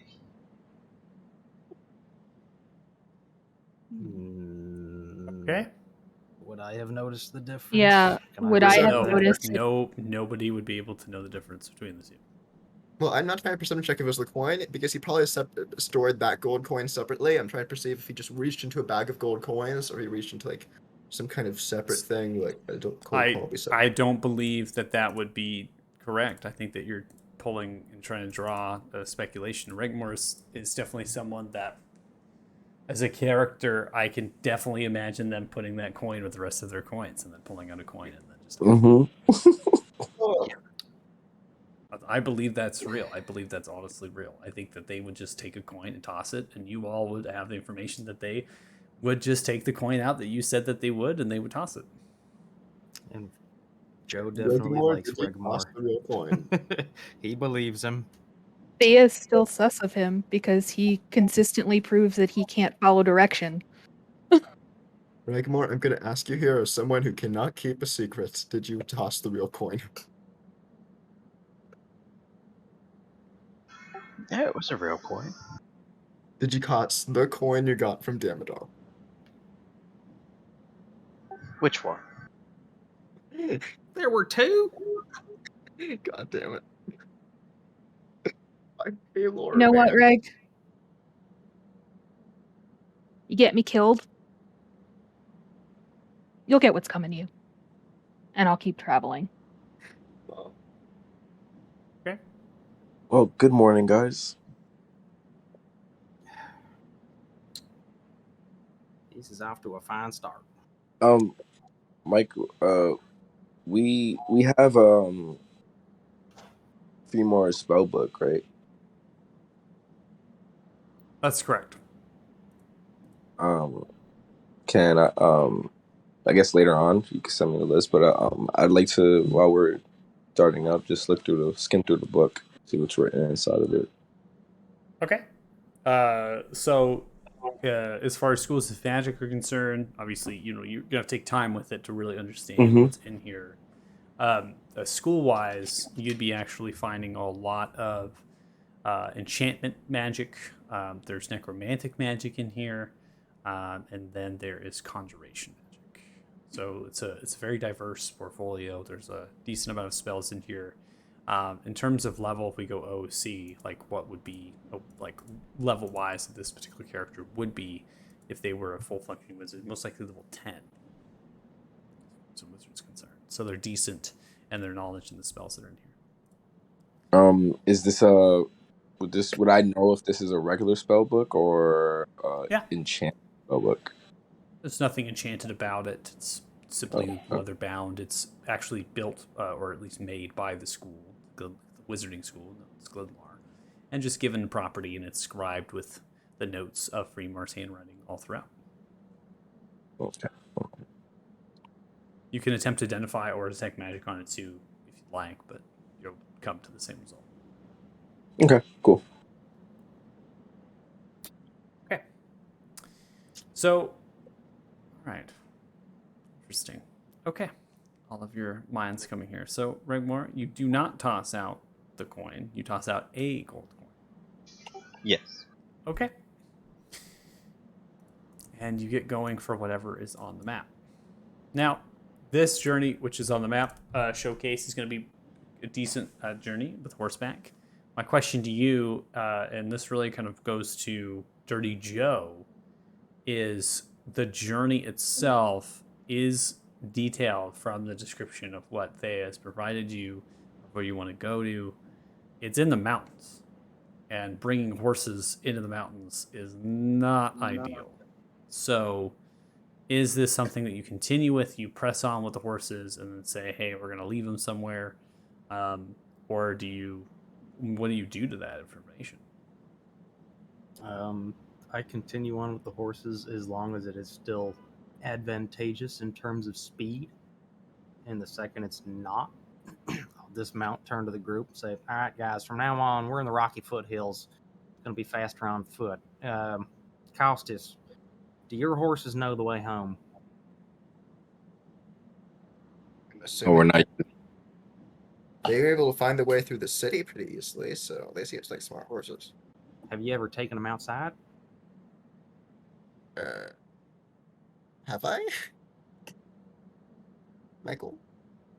You've taken them outside the city, but you've never taken them to Fort Farron. You're a city boy. How long do I think they could stay here without, like, And your horse probably isn't that smart to be able to differentiate between home being Fort Farron. Okay, like general nature knowledge. Do I know how good horses' homing beacon sense generally is on They do not have. They have a horrible intelligence. So okay. Why don't we just I'm sorry, they're gonna die anyways in the wild. We can just eat them, bring them with us. Because if they find the horses and find tracks, they find us. You monster. I'm thinking about survival. We're gonna hike in the mountain. Better than to hunt. I'm thinking we set the horses up here. Maybe we put some food out for them so they can horses can last a while. We maybe put some food troughs, maybe some water for them. I mean, my horse is a combat horse. They killed a few undead. I think as long as they don't get dire wolves or anything, they should be fine if we'll tie them up here with some food and water and come back for them later. We just point them back towards the general area of the path and hope they get picked up by somebody else. And Maybe hope out we could put a somebody. letter. Maybe we could like tie a little sign up, like I'm a paladin's force, return me here for money. Well, that might be giving away who they belong to a little bit too much. A couple of horses out in the wild ain't going to attract too much attention. They'll just probably just nabbed by whoever passes by who wants a free horse. Man, I just don't want to kill off your nice horses that you were so Well, the thing gracious is, I and don't want to lending like us. leave Priscilla. Well, she's not going to be. She's probably going to break a leg if we keep on going up these mountains any further, man. I think we And- probably should Gonna just have turn to them die. loose in the general direction of civilization. Either give her a chance. She'll learn magic, so you gotta learn how to shrink her Okay, in a bag or Best something. chance. come back Point to her me one towards sec. Fort Farron. Okay, yeah, so I'm gonna point towards Fort Farron and say, "I'll come for you." Okay. We're not at that point yet. I'm just telling, kind of going that the Dirty Joe, you would know that that would come, right? At some point, you're going to have to let the horses go. That's all. So we'll get to that where you slap them on the ass and get them on their merry way and say, go to Fort Farron, please, and just pray and hope. Okay, we'll come to that. So we're going to go and transition for the first time in this campaign. Obviously, it's been a lot of sessions, a lot of things, but you are going to be transitioning to a temperate region. So this is not going to be the mountains with snow and different things. So you have to transition that first, and then you're going to be going over to what is marked on the map. So pause this. So what you're going to be doing is transitioning through the pass as you make way, which is many miles in width. You're transitioning from the Frosthorn to the Gorn Valley. The Gorn Valley is a temperate forested region with temperatures that are mild, but it rains 95% of the year. It just rains all the time. And the reason why is because there's no mountains or border that blocks any of the cloud formations from the sea and the ocean that just wash over it, right? There's nothing that blocks them. There's not like really a valley. Okay. So as you come through, you get to see the change of life. The snow level is encroaching and pressing further south each and every day, right? You can see the blots of snow and the change as it goes. And in this area, right, in the zone, you have a mixture of alpine trees that are coming through the mountains, transitioning to deciduous trees of birch and ash that kind of form barriers, low-life shrubbery and mountainous flowers that come through here, tall to medium-sized grasses that grow in areas that the trees do not. The forest floor is actually decently bare based on the fact that the canopy layer of the trees is thick, so no sunlight can really penetrate through. There's a mixture of small and medium-sized game animals that you can see into these thickets and the bushes and the forested regions that align the road. And they are perfect for hunting. There's plenty of berries and other sorts of things. We're not necessarily into the winter time in this region, so you have kind of a fall harvest thing going. So there's plenty of apple trees, like fruit trees, and there is plenty of huntables, right? So it's just alive and inviting. In addition, because the snow has subsided now, and now you have grasses and mixture of flowers and shrubs to your left and right, and then the forest, which is very close to you on either side, and kind of sparses and whatnot. The road is cobbled. So you're no longer on stone, you're no longer on ice and snow. You are on cobbled path. And there are traders and there's other folks, stagecoach things that you've passed by. In addition, the further south you travel to kind of get into an area where you can work back up into the mountains and make it an easier travel, there's homesteads, farms that dot this space of the northern Gorn Valley. In fact, most of the northern Fort Farron, as well as the east Fort Farron and even the west Fort Farron, are covered in farmland with their own homesteads, much of them without chimney smoke. The rain pouring down. It was snowing before, it's now raining. I'm going to go ahead and create ambiance to understand how loud this rain actually is. It's not a strong rain, but it's a decent rain. And it's going to continue like that with the the roaring clouds. It's going to continue that for most of the day. So you transition on your ride and you go off of the road now. And you're aimed to go west. And with the information of the map combined with Dirty Joe, survival. I need one of you, which I imagine is going to be Dirty Joe, to make a survival check at advantage because of the information given to you by the map.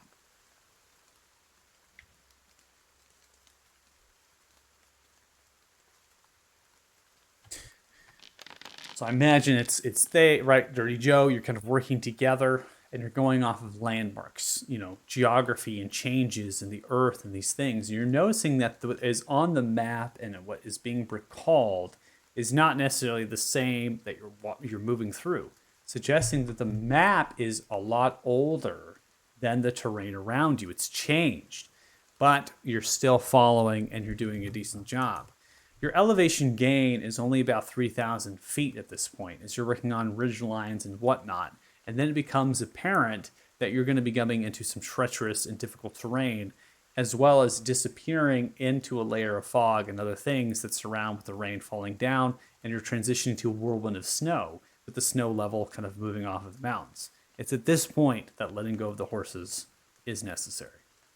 So as you do that, smack them on the ass to get them going. But before that happens, causes you dismount and you turn toward Priscilla and you look at the face of your horse. And your horse looks at you. The horse lifts a hoof, puts it onto your shoulder. And then the horse lifts the other hoof. It puts it onto your shoulder. And nuzzles its nose into your face. Gives you a nice lick. Then lowers itself down. And then turns. And neighs to the other horses. And gets running. With the other horses in tow, they make way. A single tear falls out my right eye. Oh, joys of how that works. So you press on, moving into the mountains now. So the rain has subsided. It stopped, and now it's the snow. It's medium to blizzarding conditions. It's difficult. The wind is howling up here. And you find at the end of this day, you can see in the distance, even with the troubling clouds and the snow and the difficult terrain, the thickets and the alpine trees now, and the deciduous stuff leaving you in the backdrop, you can see and you can hear it in the faint distance. But the night is fallen. It's cold and it's dark and it's twilight, and you can hear it, you can faintly see it. It is a river. It is something, a tributary, a headwater of some kind, which is what calls to you, Dirty Joe, through survival. The map indicates that the river is what to follow. That is what it wants you to follow. That is what is the key landmark of this map. And so you know that you're on the right track, hearing the sounds of water, but you cannot do any further tracking or kind of work to find this place without getting lost based on it being dark. Wait, based on what? Based on it being dark and you're tired. Been moving all day. So this whole day has been travel.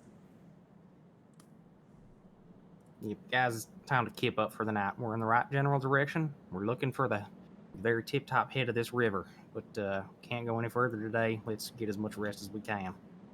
Okay. This time I say we should probably have lookouts. Oh, yeah. We're not in as much of a rush anymore since we can't wait. We need to wait for the sun. We can't go earlier, and also this is the destination, so good chance to Fine. bump it. I'll take a watch. I got one. I'll take one of the ones just before morning. Not too good in the dark. Before we go to bed, I'm gonna cast divination. Okay. So I'm gonna look for the future 7 days, and my question will be, what will we find in regards to the location on the map? You will find an entrance.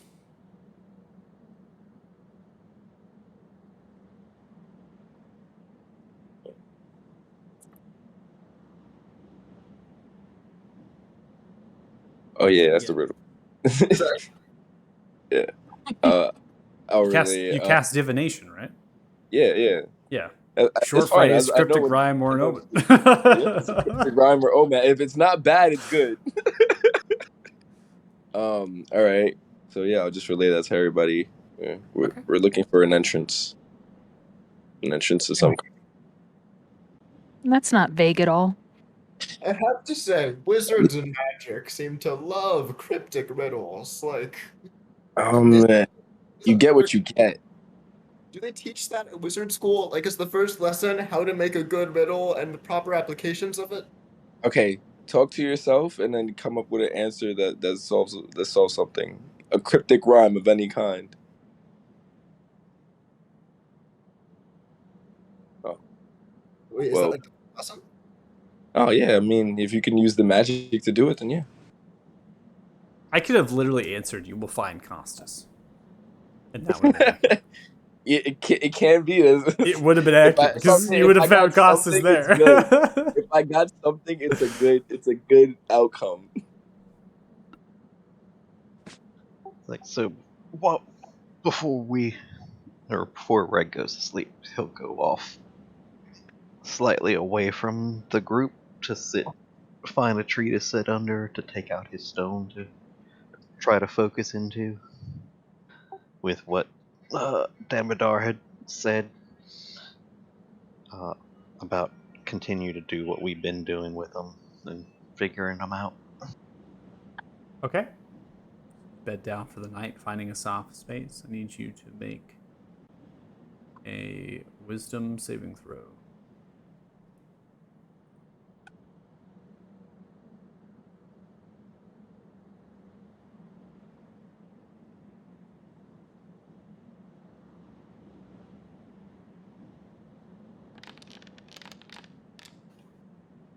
$27. So Regmore, as you begin to focus on your stone, your vision becomes entranced into it as you can hear the sounds of screams and cries. Your eyes are black. You can't see anything. You just can hear. And your heart begins to race as you can hear them.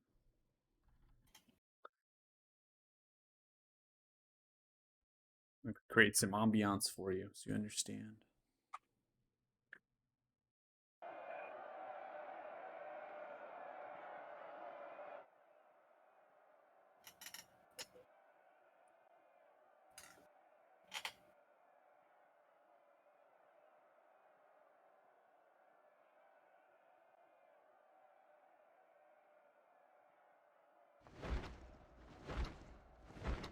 As you hear the sounds of screaming, crying outwards, vision turns to you. As you're in a place standing in a courtyard with bricked, almost near solid stone. You're underground in a dwarven city of some kind. You hear the sounds of thunderous flapping, screaming dwarfs pushing by you, running. The solid stone housing to 2 to 3 stories surround you. The cavernous stalagmite pillars above you, large and tall, braced by pillars. Bridges connect. The whole city is diverse and multi-leveled, but you cannot see that. You cannot focus on that. What you see is the sounds of screaming. Here is the sounds of screaming. What you can see are the individuals badly wounded, many of them injured by cold and frost, lacerations. There are soldiers, dwarven, grouping themselves together with large shields and warhammers and battle axes, yelling outwards as a silver dragon lands into the courtyard right over top of you, swings the tail, smashes into them, all of them, into a building. They are nothing but bones, guts, and armor. Cresting the tail straight through the building, you hear another woman scream. The dragon roars outwards as it is over top of you, folding its wings. As it folds itself, pulling upwards, shaking its head, looking to other targets, smashing the claws and swinging wildly. Bolts fired at it. Purple and pink barrier surrounds its side as the bolts are intercepted and break apart. Silver Dragon shakes its head, and Underneath, you can see as it lowers its head, curling itself together. Just for a brief moment, it's cradled itself in the center of the courtyard, smashed into bits and pieces of bodies and objects. You can hear the soft, subtle cry and whimper from the dragon. And then, shocked, electrocuted by the purple and pink lightning barrier that traces around it, twists and curves and moves its body, raises its wing once more, lets out another roar, thunders its flapping wings as it goes to let out another volley of attack in another area inside of the Dwarven city. As that happens, you return to your place with only the horrifying sounds of what you heard before. But you're not there. No longer. You're here. Wind, cold.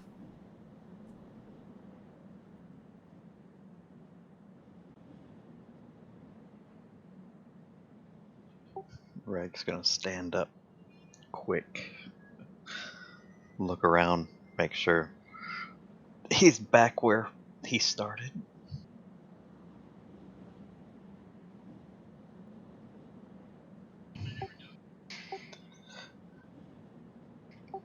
Take a moment to calm himself down before returning back to the camp. Okay. Finding Athala first. Okay.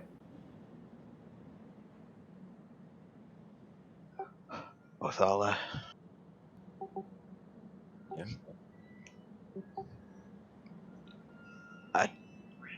I don't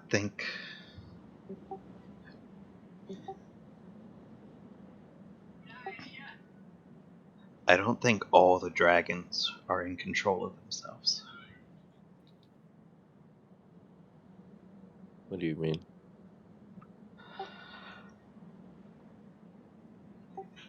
So I focused on my stone, Mm-hmm. and I saw it attacking the dwarves. Like a vision of the past. Past few days, maybe, or current events, I don't know. But during its attack, it landed and curled up and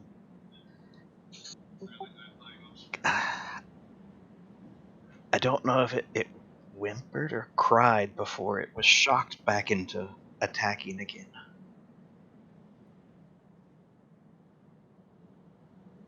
So it's not like an Ethern case where Ethern wanted to do those things. Yeah. So Damodar's influence is not only to persuade dragons, but is also enslaving them. I don't know. From it looked like his lightning, the purple lightning thing, shocked it when it wasn't continuing the attack. So I don't know if it's him or what, but it's like it's enslaved it for those that don't abide. So if what you're saying is true, and this dragon didn't want to be a part of this plan, we can possibly try to find a way to maybe release it from Damodar's control. Maybe. Because if that's the case, fighting dragons isn't always the best plan.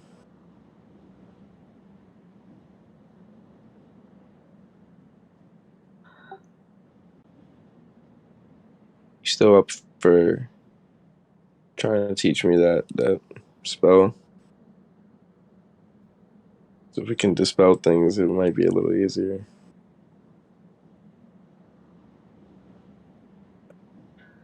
Yeah. I'll have to rest to prepare it, and then I can teach it to you. Yeah, we have to figure these things out, because if we have Damodar controlling all these dragons, I fear what can happen if this is just step one.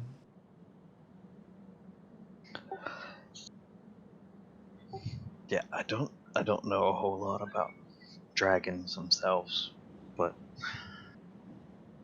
if it is under control, I'm torn on whether or not it needs to be put down.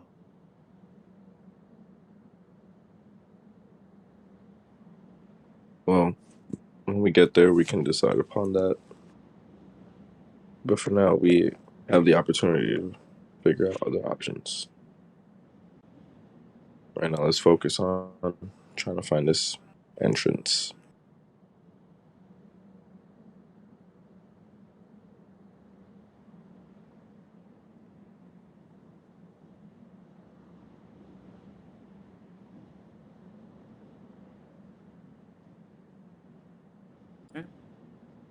So Dirty Joe, while you're setting up camp and whatnot, you actually can go off and fetch food and things. So you can get roots and other sorts of berries, as well as some small game, bring it back to camp, and get that cooking if you want to have some fresh hot food, which is kind of a break, get the fire going and whatnot. So you're able to kind of tend to that. Costas, you have no survival skills whatsoever, do you? So Let me check. don't. Okay. So you have your armor on, but normally your armor is not donned by you, it's donned by the servants. The servants actually take it on and off of you. So you don't really know how to take your armor off. Number one. Number two, you also don't have, as far as your inventory is concerned, you don't have any food. So Costas literally doesn't have rations because they didn't bring any food. So I will amazing. pity on him and give him one of mine. So eating off of what Dirty Joe has killed, and even getting some spare rations. You're kind of in your armor. You're at the fire, keeping warm there. Regmore, right, Othala, kind of returning back to your campsite, back to the conversation, having the fire there, providing warmth, keeping your perceptions around. You heard distant howling of wolves, but they're really far off into the mountains. Again, the mountains of the Southern Frosthorn. I shouldn't say again. This is probably the first time, but the mountains of the Southern Frosthorn are very large. They're actually larger than the northern side. You can reach elevations of 20,000 feet into these mountains. They're massive. And something to state is that there's no dwarven clans in these mountains, right? They're very jagged and scaled and large as far as the dwarven clans that we are commonly referred to, and we understand them. So the distant howling that you hear is actually up into the mountains, a great number of thousands of feet. That's echoing down. That sound is traveling through, right? So there's not really anything around here that would pose a threat based on what you've observed with the tracks and with the perceptions. You don't see any sort of big predators that are lurking around. Doesn't mean one won't come out. Watch is always useful, but it gives you a little bit of confidence, Dirty Joe, to say, hey, I think we're all right. Like, there's not a lot of animals around here besides the small and medium-sized game that are able to survive this low into the mountains and kind of forage and den themselves around. It's not the animals that I'm worried about. I'm worried about wizards. Exactly. So yeah, I'm recommending, guys, we don't know what's outstocking us. We definitely need to keep on our toes. Yeah, I'll ritual cast alarm, and I'll place a silver thread around our camp. Okay. And, make it an audible alarm so everyone can hear it. Okay. Can you make this as loud as possible so we wake people up? Yeah, I did that. Okay. So the night kind of concludes. You get out your bedrolls. In the case of Costas, you're getting out your tent. You're getting out your nice cotton silk pillows and your sheets, and as well as your cot. from the saddlebags of Priscilla, which you've taken off, and let's just be real here, Costas. You are never really camped before, so this is one of the first times you've ever done this. You have taken to the road and also had to lay out in the road, but nothing in the wilderness like this. You've never actually gone hunting or anything of this nature. Wee-hoo, look at Princess over here. Yeah. Hey, Costas, what's the thread count on them pillows you got there? I'm just staring at him with my mouth open. Like, is this for real? Is this happening right now? Can someone help me put up the tent? You brought a tent you don't know You how brought to a put tent up? that you don't know how to put up? Why did you bring it? Shoot. Well, I mean, All right. it's a two-person tent. It's not one-person tent. It can fit multiple people. On one condition, I will help you make up your camp. You got to help me skin this here goat, and I'm going to tell you how to gut it. Because I know you got all them chefs that are living in them houses. You never done this before, but you're going to need to learn how to do this. So I'm going to make sure you get nice and bloody. Costas's eyes light up at the idea of learning adventuring skills. Yes. Come on. And Let's teach do him how to take off his armor.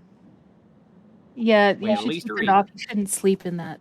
That's not a good idea. He takes off his armor and he puts on his fancy fine clothes. Oh, it got worse. Them's your pajama. I don't. All right.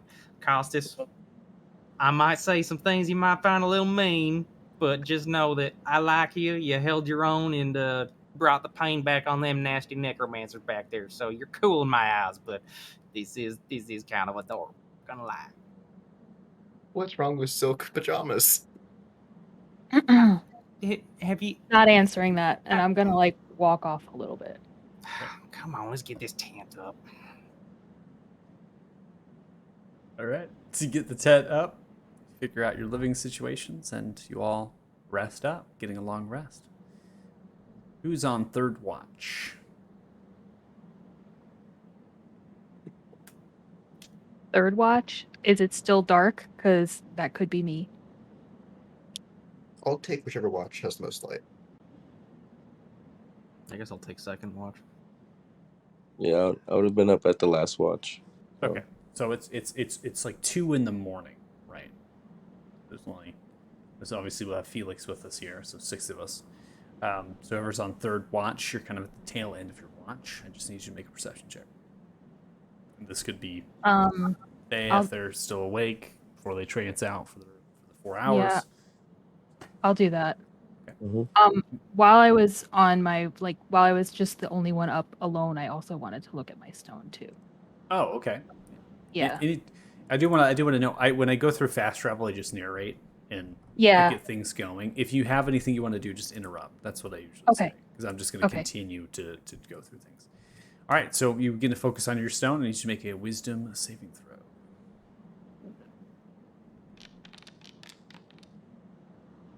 All right, so you begin to focus on your stone, try to then trace through it. You focus on for a period here of time, and nothing comes to you. You feel a warmth about it, but nothing else. No vision, no nothing. Yeah, I'm gonna keep looking at it. Keep just thinking about who I got it from. The situation with Freymar. How I am sick and fucking tired of being a pawn in someone else's game. And then I will do my perception check. Okay. Go ahead. 28. So getting a perception check off. You're looking around and you don't see anything. And you can hear the shoveling of a tree branch. As you look up the alpine trees and you're staring, you can see a tiny little finch. Brown and reds, slight greenish hue to the tail.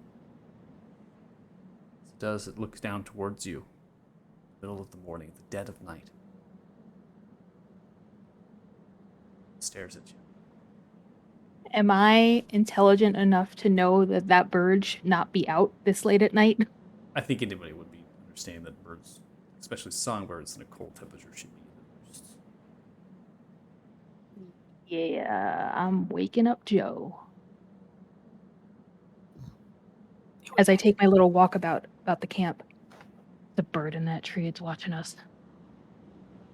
Wake up Joe. Joe, you can see it faintly as you grog and you begin to rise.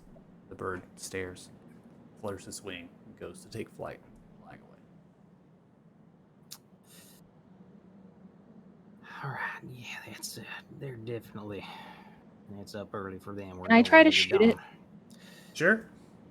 Yeah, I'm gonna Shot try at to it. shoot the bird. Okay.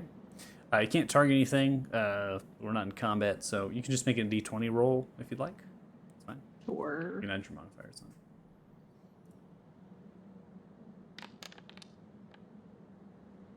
Don't know what my modifiers are. So that's going to be a hit. Go and roll damage.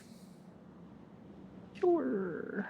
Should be a d6. I think it's a D8, D6 or D8. For the short- d6 for short bow. d6 for short bow. Okay. D6. Okay, so the arrow flies true, thunks into the bird, flies and hits into the snow. Arrow's kind of sticking out, of the snow, telling you where the bird's at.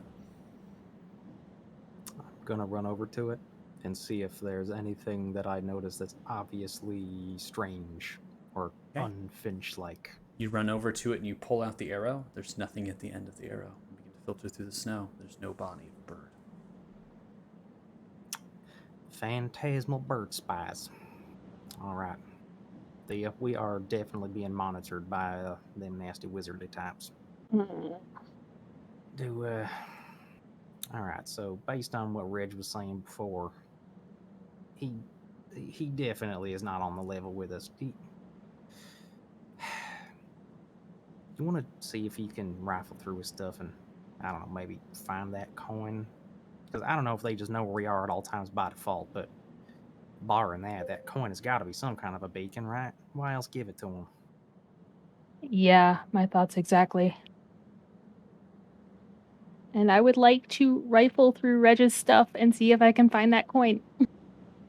I Alright. watched Damodar hand it to him, so Okay, so not trusting Regmore here. They tossed out the coin. I already stated that I didn't trust him, that he was being suspect. Make a sleight of hand.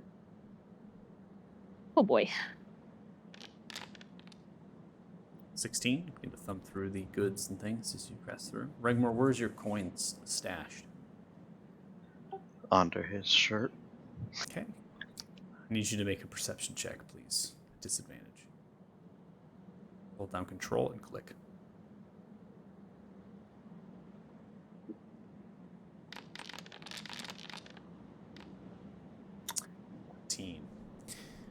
So, as you begin to thumb through, looking sleight of handing, attempting to find the coins, Regmore, you move and shift from the weight. I'm gonna go ahead and roll a dice real quick. Regmore, you shift off to your side. As that happens, you can hear the slight movement of objects and things, one of which is coins, suggesting that it is underneath his shirt. This will become very difficult to do. Thumb through the backpack and other things, and the coins are not in there. Is that enough sound to wake up off of, or? Not with the perception check. That's what the perception check was for. All right. Still asleep.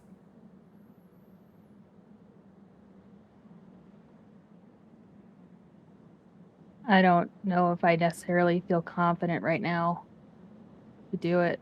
So I'm gonna clock that I know that that's where he's keeping his coins, but I'm gonna back off. Okay. Back off. Regmore continues to sleep. And you finish out your watch, or did Joe? Do you go back to sleep?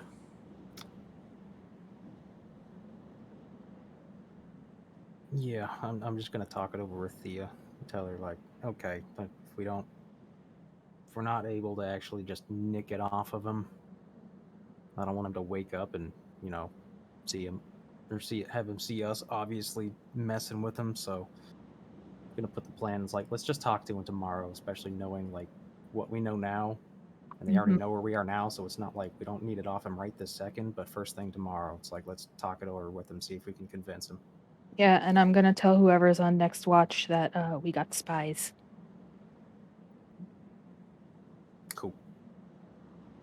That, talking to each other. Next watch comes around. We got spies. Nothing on the next watch. And in the morning, you arise very early on, roughly 6 early, sun is just rising, and you're able to wake up, taking a long rest. And no other finches, no other birds, nothing that would cause attention of a spy, anything that was seen in the middle of the night. And you arise for a new day. So we're going to go ahead and end the session before we get into anything further. Go on, pressing on to the next point here. I'm going to calculate some experience for you all as you were having your conversations here.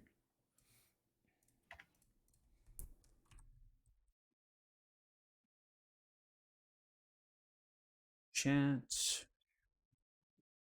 Yeah, in the night I would have been I thought I would have been looking through Freemore's spellbook.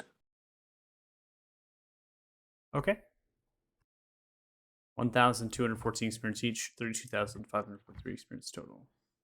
What I'll do is probably the best thing is just to send over the list to you, DM-wise. Or I'll create an item and put it into your character sheet with the list of what that is. So that'll be easier to do than just me literally listing them off to you. So. All right, sounds cool. That way you can understand what spells are in it and what makes sense to your character. So we'll do it that way. Is there any questions that you all have after all of that crazy, heart-pounding, insane things? So do you believe me now when I said at the beginning of the session we should figure out what you all intend to do? Yeah, it worked out so well. I wanted to go to the library. I didn't even have time to over any of that. I wanted in town and all that. I wanted to go, do plant growth on my greenhouses. Oh my god, your contract. I can always go back and do it. Oh, are we even allowed back in that town? I don't know. I think we'll be allowed in. We'll be allowed in. I was very clear that we're doing this for the greater good. Like we didn't. I don't think we were obligated. Yeah, it doesn't matter if you were clear about it. It matters For the if greater people good. Plus, I don't think we're Shot even in the dead. obligated. I mean, we That's not left fuzz. while there was something going on, which is a tad bit fishy. But with our track record and the facts that we said as we were going that we knew where they were heading to and we were trying to cut them off, I think they're gonna let us go as long as we come back with results. I think we'll be fine. Hey, maybe if your mom is still alive, we can have her put in a good word for us. If she's still alive. There was an attack. She was gonna go help. Mom, let me in the We'll cage. see you on next time. If you're watching the stream, thanks so much. We'll see you next time when we play and whatnot for Group 6. Group 6. Yeah. All right. Bye. Bye.